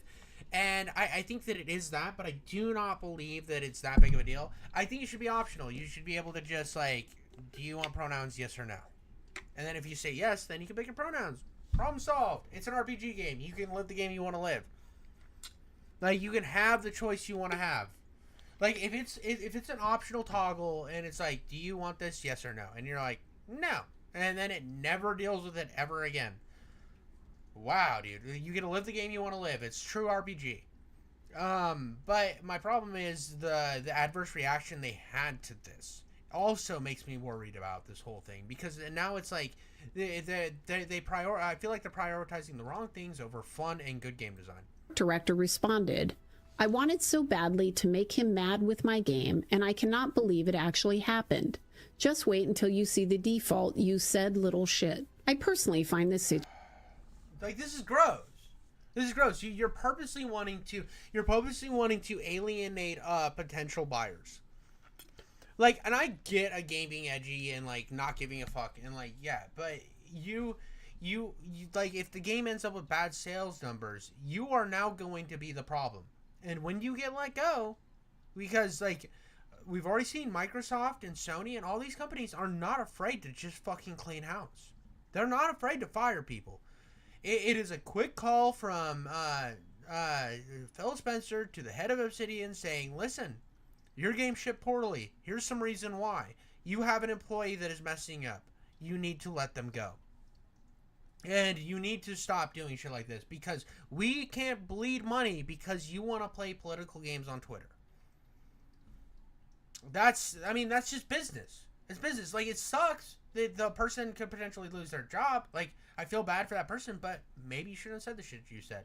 Situation baffling. Does he know Elon personally? Why does he want to make Elon mad with his game? Why would you say this to someone who is easily one of the most controversial people on the planet, and therefore has millions of people reading his posts? This interaction may be the one impression that people will ever have of the game Avowed. To be clear, I'm fine if Elon ends up not buying it. That's his choice. What I'm not fine with is a leader putting his team and game at risk. And this is where social media comes in. Yep, the whole team is now at risk. And anybody who disagrees with that person is now sitting here worrying about the like all of his design choices in the game. He's worried that people will never get to experience them because one asshole decided they wanted to be a tough man in front of Elon Musk for the internet. Who cares? At any point, you can read something, get offended, and with one emotional outburst online, you can change your game's momentum. You can ruin years of a team's work. Of course, Avowed is likely going to be review bombed. There are plenty of people that are more than happy to join in the fight. Avowed is now mired in controversy, and when they launch, they will have to overcome this situation. And that's the tragedy, because it sounds like it might be a great game. And it's heartbreaking And to think. You know what sucks is I'm really want to play Avowed. I'm still gonna play Avowed. I think Avowed has a lot of, I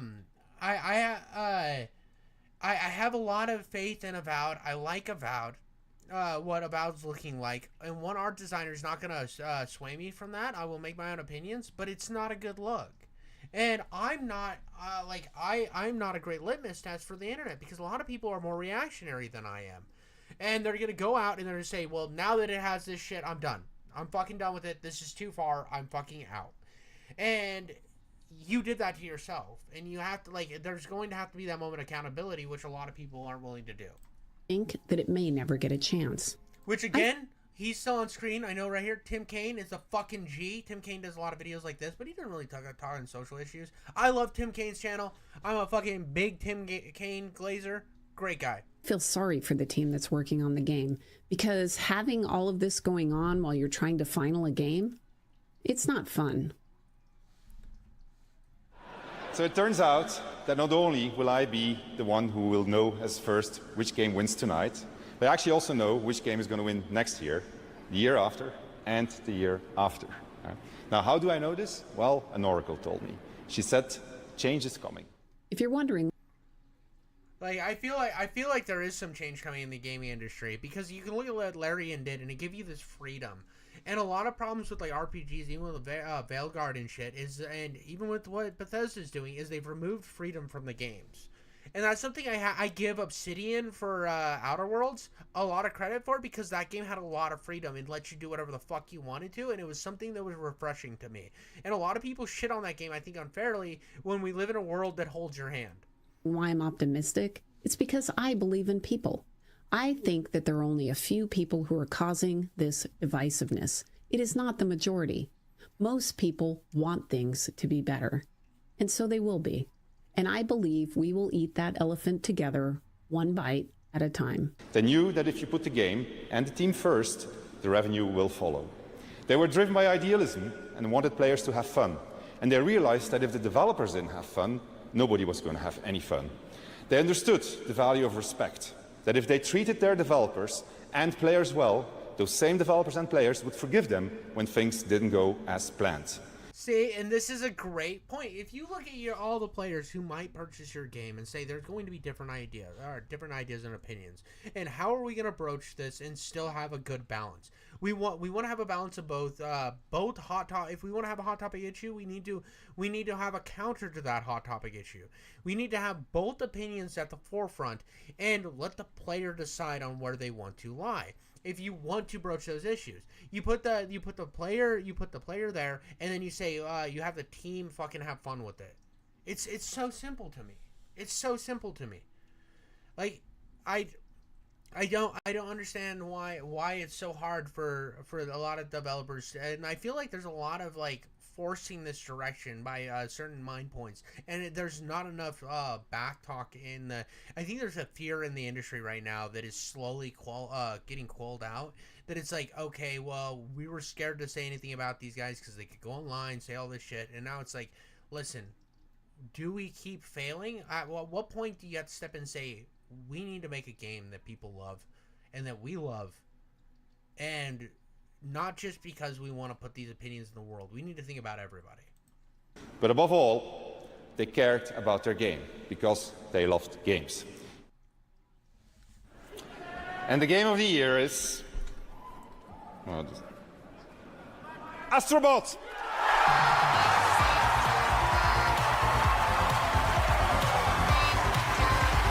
That was a really good video. She gets a sub from me and a like. She's gonna be up there with Tim Kaine in my mind. I really like her. I really like this. Thanks for the recommendation, guys. I really appreciated that. That was really good. I really enjoyed that. That was fantastic. Now that it's 7:30, I think what I will do is I'm gonna do this Berserk video and then I'm gonna go to bed. I'm gonna do this Berserk video. This video is why Berserk can't get a true anime. Why Berserk can't get a true anime. This is going to be interesting. I think Berserk is one of the greatest mangas ever written. The Golden Age arc is one of my favorite animes ever made. So we're gonna see. The impact of Berserk cannot be overstated.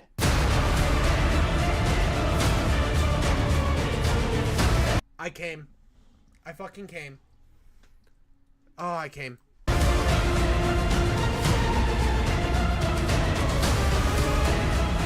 Not because of Gus. I want to make that not Guts. Not because of the bad guy. I just forgot his name. Not because of what's his face that is a horrible human and should be Griffith. Not because Griffith exists and they popped him on screen, but that fucking shot was so gorgeous.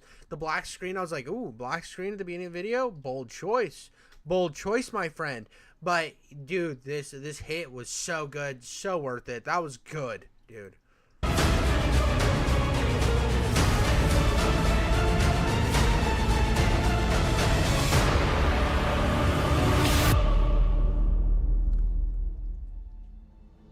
Yeah, dude, I'm a big Gus fan. Big fucking Gus fan. I fucking... Gus is one of the best characters ever written. Since its debut on August 25th, 1989 in Hakusenshi's Animal House magazine, Berserk has made waves in the manga industry. Many consider it to be the greatest story ever told, not only in a manga, but Japanese media in general. The sheer amount of dedication, care, and hard work put into its characters, world, and art is staggering. You'd be hard-pressed to find a manga that is anywhere close to Berserk's level of quality. And Dude, just in the first fucking few chapters, this thing will grab you. Like it starts with him like fucking a demon and then killing it, right? He's just pounding some cheeks, bro, and then kills this demon. And then like there's points where you're like, oh, he's just a big angry edgy boy, but you'll see points where the mask slips and you can see that he is like just filled with pain and sorrow at this world he's living in, and it's so beautiful. And this is just like a couple chapters in. Like there's a moment where he has to kill this girl that has been possessed, and he'd been talking to her and she had like this innocence about her, and you can see that he lets her stab him, and you can see that he's not the big edgy boy that you think he is. Like any other anime, it would have been like, ugh, you think you can stab me? This one, you can just see the pain in his eyes, and it's so beautiful. 35 years that Berserk has been published, we have seen it take on various forms. Merchandise, video games, and of course anime, and this is where things get a little bit more contentious. Throughout the years, Berserk has had 3 official anime projects, and while 2 of them are fairly well enjoyed within the fandom, these 2 also only covered one portion of the story, the Golden Age, which basically acts as a prequel that helps explain the current narrative within Berserk's main story. I haven't watched the original one. I started watching it on YouTube a long time ago, and the animation is kind of choppy because it's very, very early 90s animation, and it seems okay, but I found out that the Golden Age arc series was put out where they added in more episodes and filled in some of the holes, and I heard that was like the best way to watch it, and so I watched that, and it changed me. story. It's kind of like watching Star Wars, but stopping at the Phantom Menace and not going any further. That being said, other chunks of the story post Golden Age would be kind of covered in Berserk 2016, Berserk's third anime adaptation. However, dude, this fucking anime adaptation skips so much. I started trying to rewatch it after I watched a video recently on this channel talking about the thing, and he said that his introduction was a 2016 anime. It is so fucking bad. It just skips shit. It bounces all over the place. Like, there's parts that are from the manga, and then there's parts that are just way later in the manga, and it's just fucking all over the place. No context is added. The animation is awful. It's so confusing. The issue here is that Berserk 2016 kind of sucks. It sucks really bad. So unfortunately, to this day, Berserk's current day story still has yet to receive a true adaptation. That is until Dude, I can't see her without getting sad, bro. 2023, when the fan-made Studio Eclipse announced that they would be making their own fan-made Black Swordsman arc. Now, obviously, this isn't an official project, but just looking at it, you can tell that a lot of love and hard work was being put into this animation. It was obvious fans wanted to see the rest of the story animated and were willing to do so, even if it meant doing it themselves. Though there was a bit of an issue here, mainly the fact that this fan group were basically taking donations for this project, meaning that they were making money on it. And Hakusensha, the company that publishes Berserk, did not like this. And they shut it down, and we are not going to get it. And big sad boy King Jiffy over here was super sad because he wanted to see this. He wanted good Berserk anime out there, and he's not going to get it now. They didn't like this one bit. Like, I'm so upset that they're not able to do it. Like, I am very upset that this isn't gonna happen now. It's done. It's over with. It's fucking destroyed, and I'm gonna be tore up about it for a while. I'll read that. The production of Berserk the animation is being announced on the following X account. And website such as promotion has not been authorized by Mira Kentu. The copyright holder, in addition, the videos accompanying announcements are being displayed without permission. Just last week, Hakusensha tweeted this, basically stating that what Studio Eclipse is doing has not been authorized by the Berserk license holders. Though the weird thing here, at least at the time of this video, is that they haven't seemed to have issued a full-on cease and desist order, at least not publicly. They've simply acknowledged that this fan animation is not authorized by them, though it's pretty clear that the writing is on the wall. The fan-animated Black Swordsman project is almost certainly dead in the I think it is dead. It is dead now. It is dead now. I don't know when this video came out, but it's dead now. It's fucking super dead. Big sad boy over here. Water. And the community's reaction to this has been, well, kind of mixed. A lot of people were, of course, disappointed, while many others actually felt as though it was justified. After all, the team was collecting money for a license that they did not own. And this also led to Studio Taka, the fan group behind the Berserk motion comic dub, also shutting down their fan project. Personally, I'm also in the mixed camp. I think that what Studio Eclipse showed was impressive for fan work, but as impressive as this animation was, it was never going to be a replacement for an official Berserk anime. But this does leave the inevitable question of, where the fuck is an anime? When are we gonna get one? This is shit that's been out since the fucking 80s, and we don't have a full anime yet. This could be that fucking dark. We have fucking Demon Slayer out there showing that you can be gritty and fucking violent. Do it. You also have like fucking weird ass fucking shit. Like there's like one. I mean there's some with like nudity and shit too. I can't remember. There was like I don't know, I was watching one Isekai one, and like the first episode had nudity, and I was like, whoa! And they've already shown in Berserk that they were willing to do nudity, so, and Berserk has a lot of nudity, so, like, there's already anime out there that exists, so why can't you make it? why? Why is it that after all this time, we still can't get a definitive anime adaptation of one of the... Dude, easily the most hardcore. Tree, welcome to my chat. I appreciate most of the hardcore manga I've ever read. Yeah, dude, it's amazing. I've never read manga until I watched the Golden Age arc, realized that Berserk 2016 fucking was eating fucking nails and rubbing his testicles over razor wire. And I was like, this sucks. And so I bought the first issue of that big black book. I have it here on my desk. Unnecessary flex. It's the only manga I own. It's the only one I care to own. I fucking love it, what I've read of it so far. It's so good. Greatest manga ever created. Why can't Berserk get a true anime? This is a question that I've seen asked many, many times. And I can tell you right now, the biggest culprit is always money. While of course anime is an art form, it will also always be first and foremost a business. If there's no profit. Yeah, I mean, but like, look, most anime is made on most anime actually doesn't make money. Most anime is made to push the toys and the comics. And look at how well Berserk 2016 did. I bought the fucking manga because of it. Like, I don't understand why that studio's not reaching out to some. I'm sure a million studios in Japan is just like biting at the fucking bit to do a Berserk anime.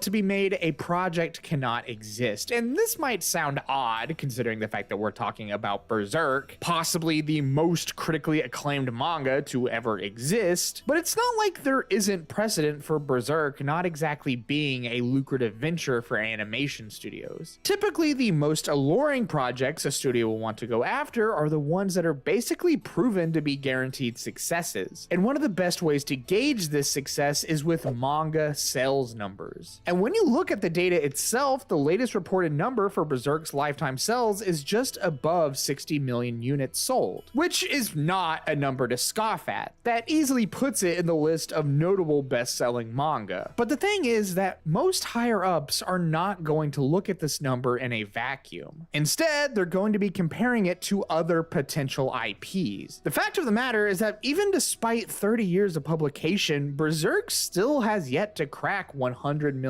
cells. And please do not get me wrong, this is not me saying Berserk is bad, because it most— Well, and that makes sense. That is actually a really good point, and that's something that I had not seen brought up before. As a studio, you're looking at you're looking at the fact that this is very edgy material. If it is going to be, it's in a country like Japan that has very high censorship laws, you're going to have to push a lot of molds. So it's not going to be widely loved. It'll be widely loved by people, but it won't be widely marketable and have like that broader audience of something like a One Piece would. And then on top of that, you have like the fact that it's already kind of like in comparison to the others, not as big of a seller. So you're scared of the risk to reward scenario here.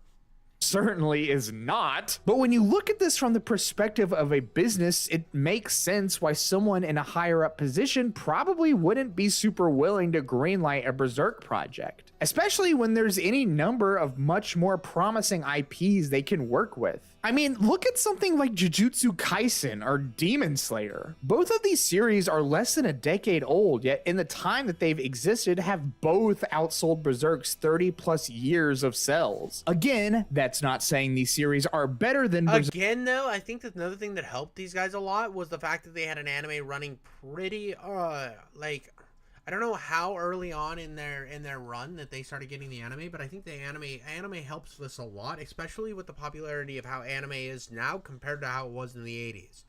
I think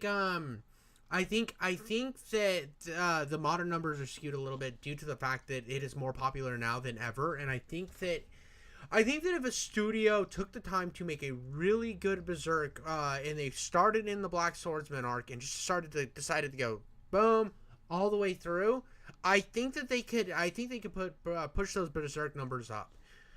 But because I think a lot of this sales is helped from the anime. Berserk, that's just what the numbers are. And I'm cutting off again. I wanted to finish my thought, because another reason that anime exists, because anime is made on a loss, is to push the manga and push the toy sales. If you were to show these numbers to a higher up, it's no question which one they would greenlight. And new series with potential sales like these are getting made faster than ever. Plus, it's not like Berserk's past anime adaptations have exactly instilled a lot of confidence in a monetary sense. elements. Unfortunately, we don't have a lot of information on how well the 1997 series did, but we can say that the Golden Age movies as well as the 2016 anime series did not perform well money-wise. And keep in mind, Berserk is a long series. If you wanted to... Yeah, dude, that sucks that the Golden Age didn't do well. It sucks because that is a really good anime. It is so good. I can't suggest it enough. It is fucking amazing. It changed... Like, I was, like, in anime, I liked anime, I'd watched a lot of the ones that people told me to watch. Berserk was the one that was like, okay, I'm a huge anime fan now. This is my changing point. This was the most influential anime I've ever watched that actually moved me, and it wasn't just me watching people punch people in the face.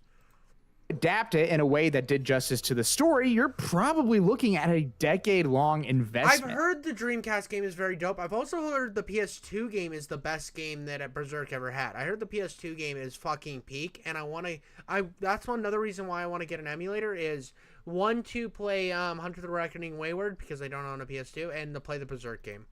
And that's for a series that isn't even finished. So why would you spend that long on a series that you're not sure is going to make a profit when you can instead spend that time on a series with a similar length but has a much better sales potential? The numbers just don't lie. So in that case, why are these numbers so low? On a surface level, the obvious answer is the Golden Age movies, while typically getting... Yeah, there's a PS2 one. It wasn't released in the US, but it was released in the UK. So there is an English voice acting in the game. It was just the US, so you would have to emulate the UK version. Very high praise were probably a bit over budget and made it harder to make a substantial profit on. Then on the other side of the spectrum, you have the 2016 series, which was so under budget that no one really wanted to give it the time of day. But I do think that it goes deeper than just these adaptations. It more so has to do with the series itself. It's well known at this point that Berserk is not a series for everyone. It deals with a lot of dark, graphic, and traumatic subject matter. It's basically what the series is most well known for at this point. And I just quickly want to clarify, Berserk is so much more than just these elements. To say that Berserk is... The dark elements and the brutality in Berserk is to highlight the beauty of the story. Like, it's to highlight the will to go on. There's so much that it highlights it's like why the Dark Souls games are so good. It's not just that you're in this dark fantasy world. It's about pushing through it in the hope to make it better.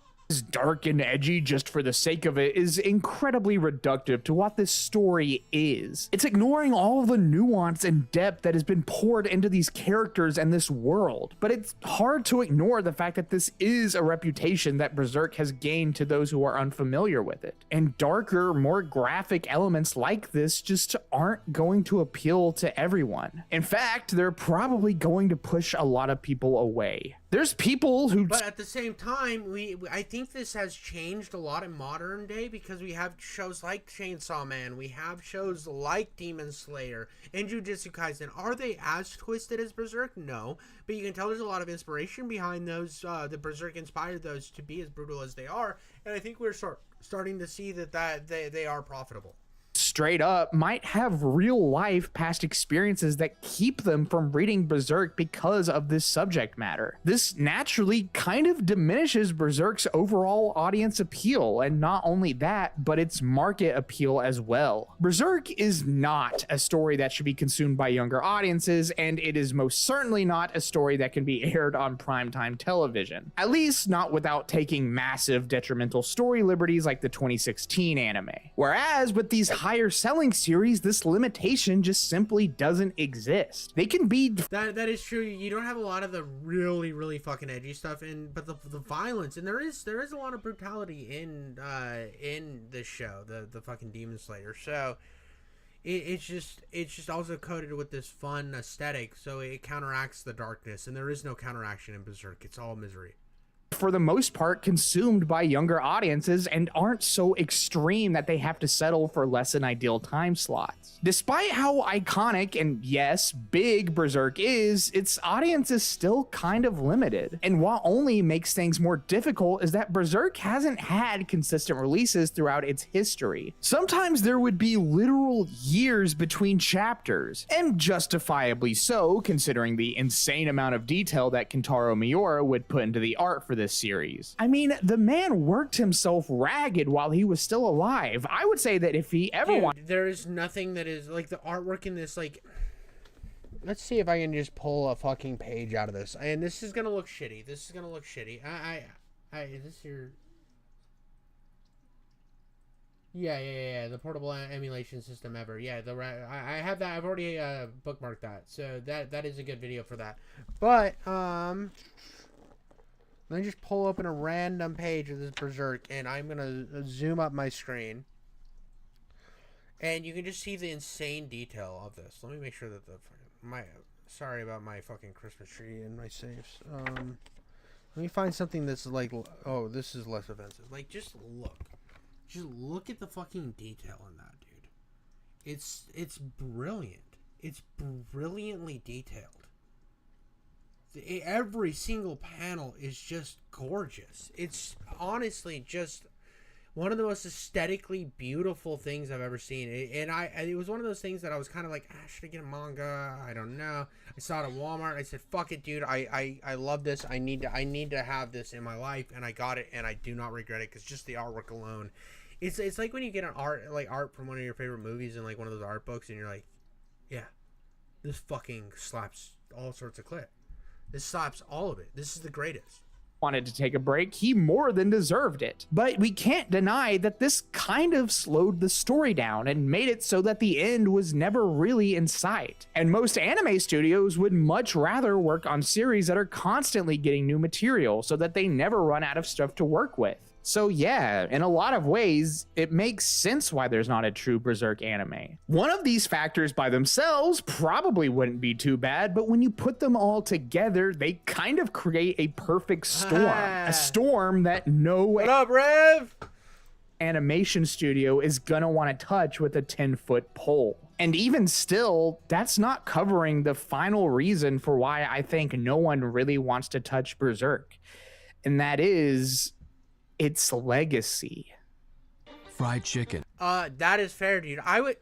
That I think is super important, because like I said, there's probably a bunch of animation studios that really, really want to work on Berserk, that like love, like, because there's inspiration for Berserk in every anime that you were watching that's modern, that's good.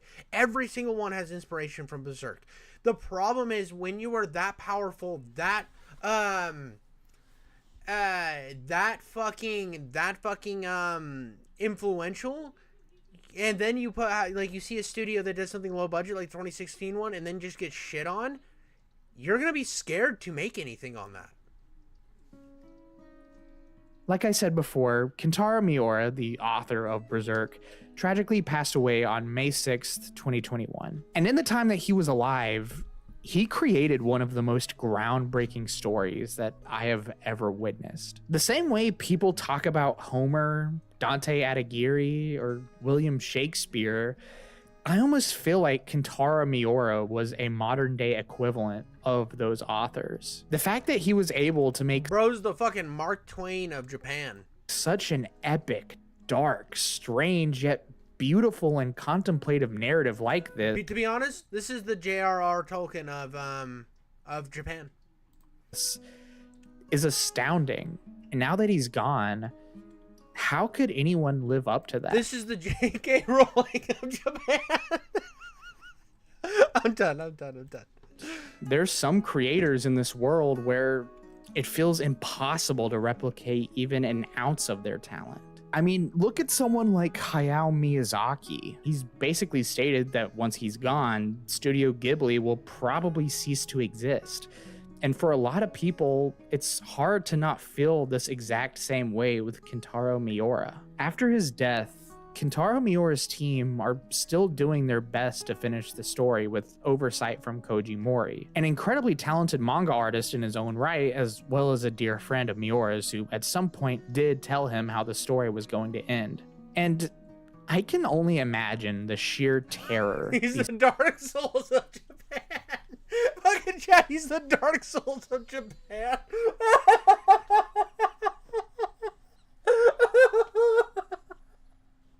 He's the Elden Ring of Japan.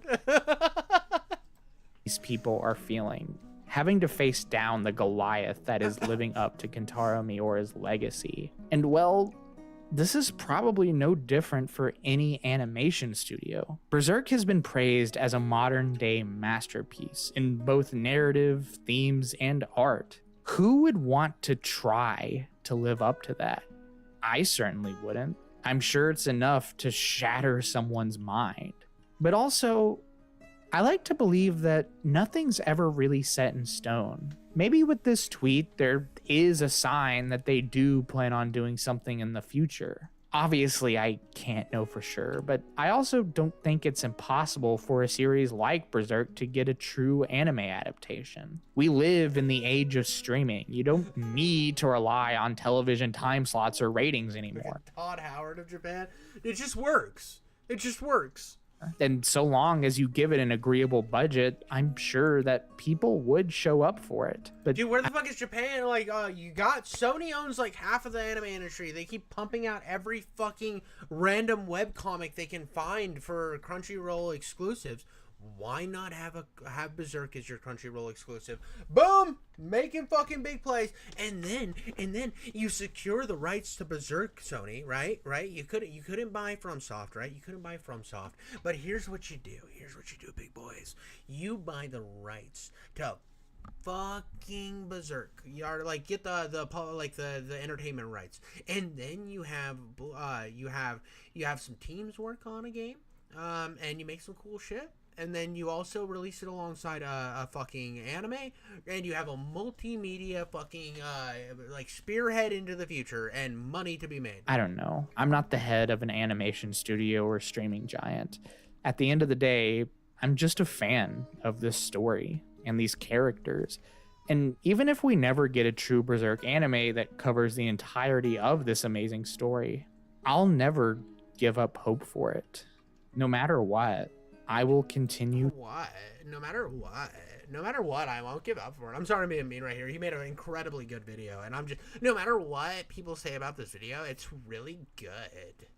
To struggle, contend, and endure. And endure. I have to endure that there's not another Berserk anime coming out. Good video. Gets a like. I really want a fucking another Berserk anime, to be honest. I really want another Berserk anime. I fucking seethed for it. I seethed for it, boys and girls. I think he made a lot of great points. I think that there are a lot of reasons why you'd be scared to make one. I mean, just imagine being the animation studio behind 2016, thinking you fucking cooked and trying to play it safe, and then everyone shitting on you unanimously. Everyone hating you and you failing. And like, it's just like, but I mean, even they got a second season, so imagine if a good Berserk comes out. Oh, you get 3 seasons. Whoa!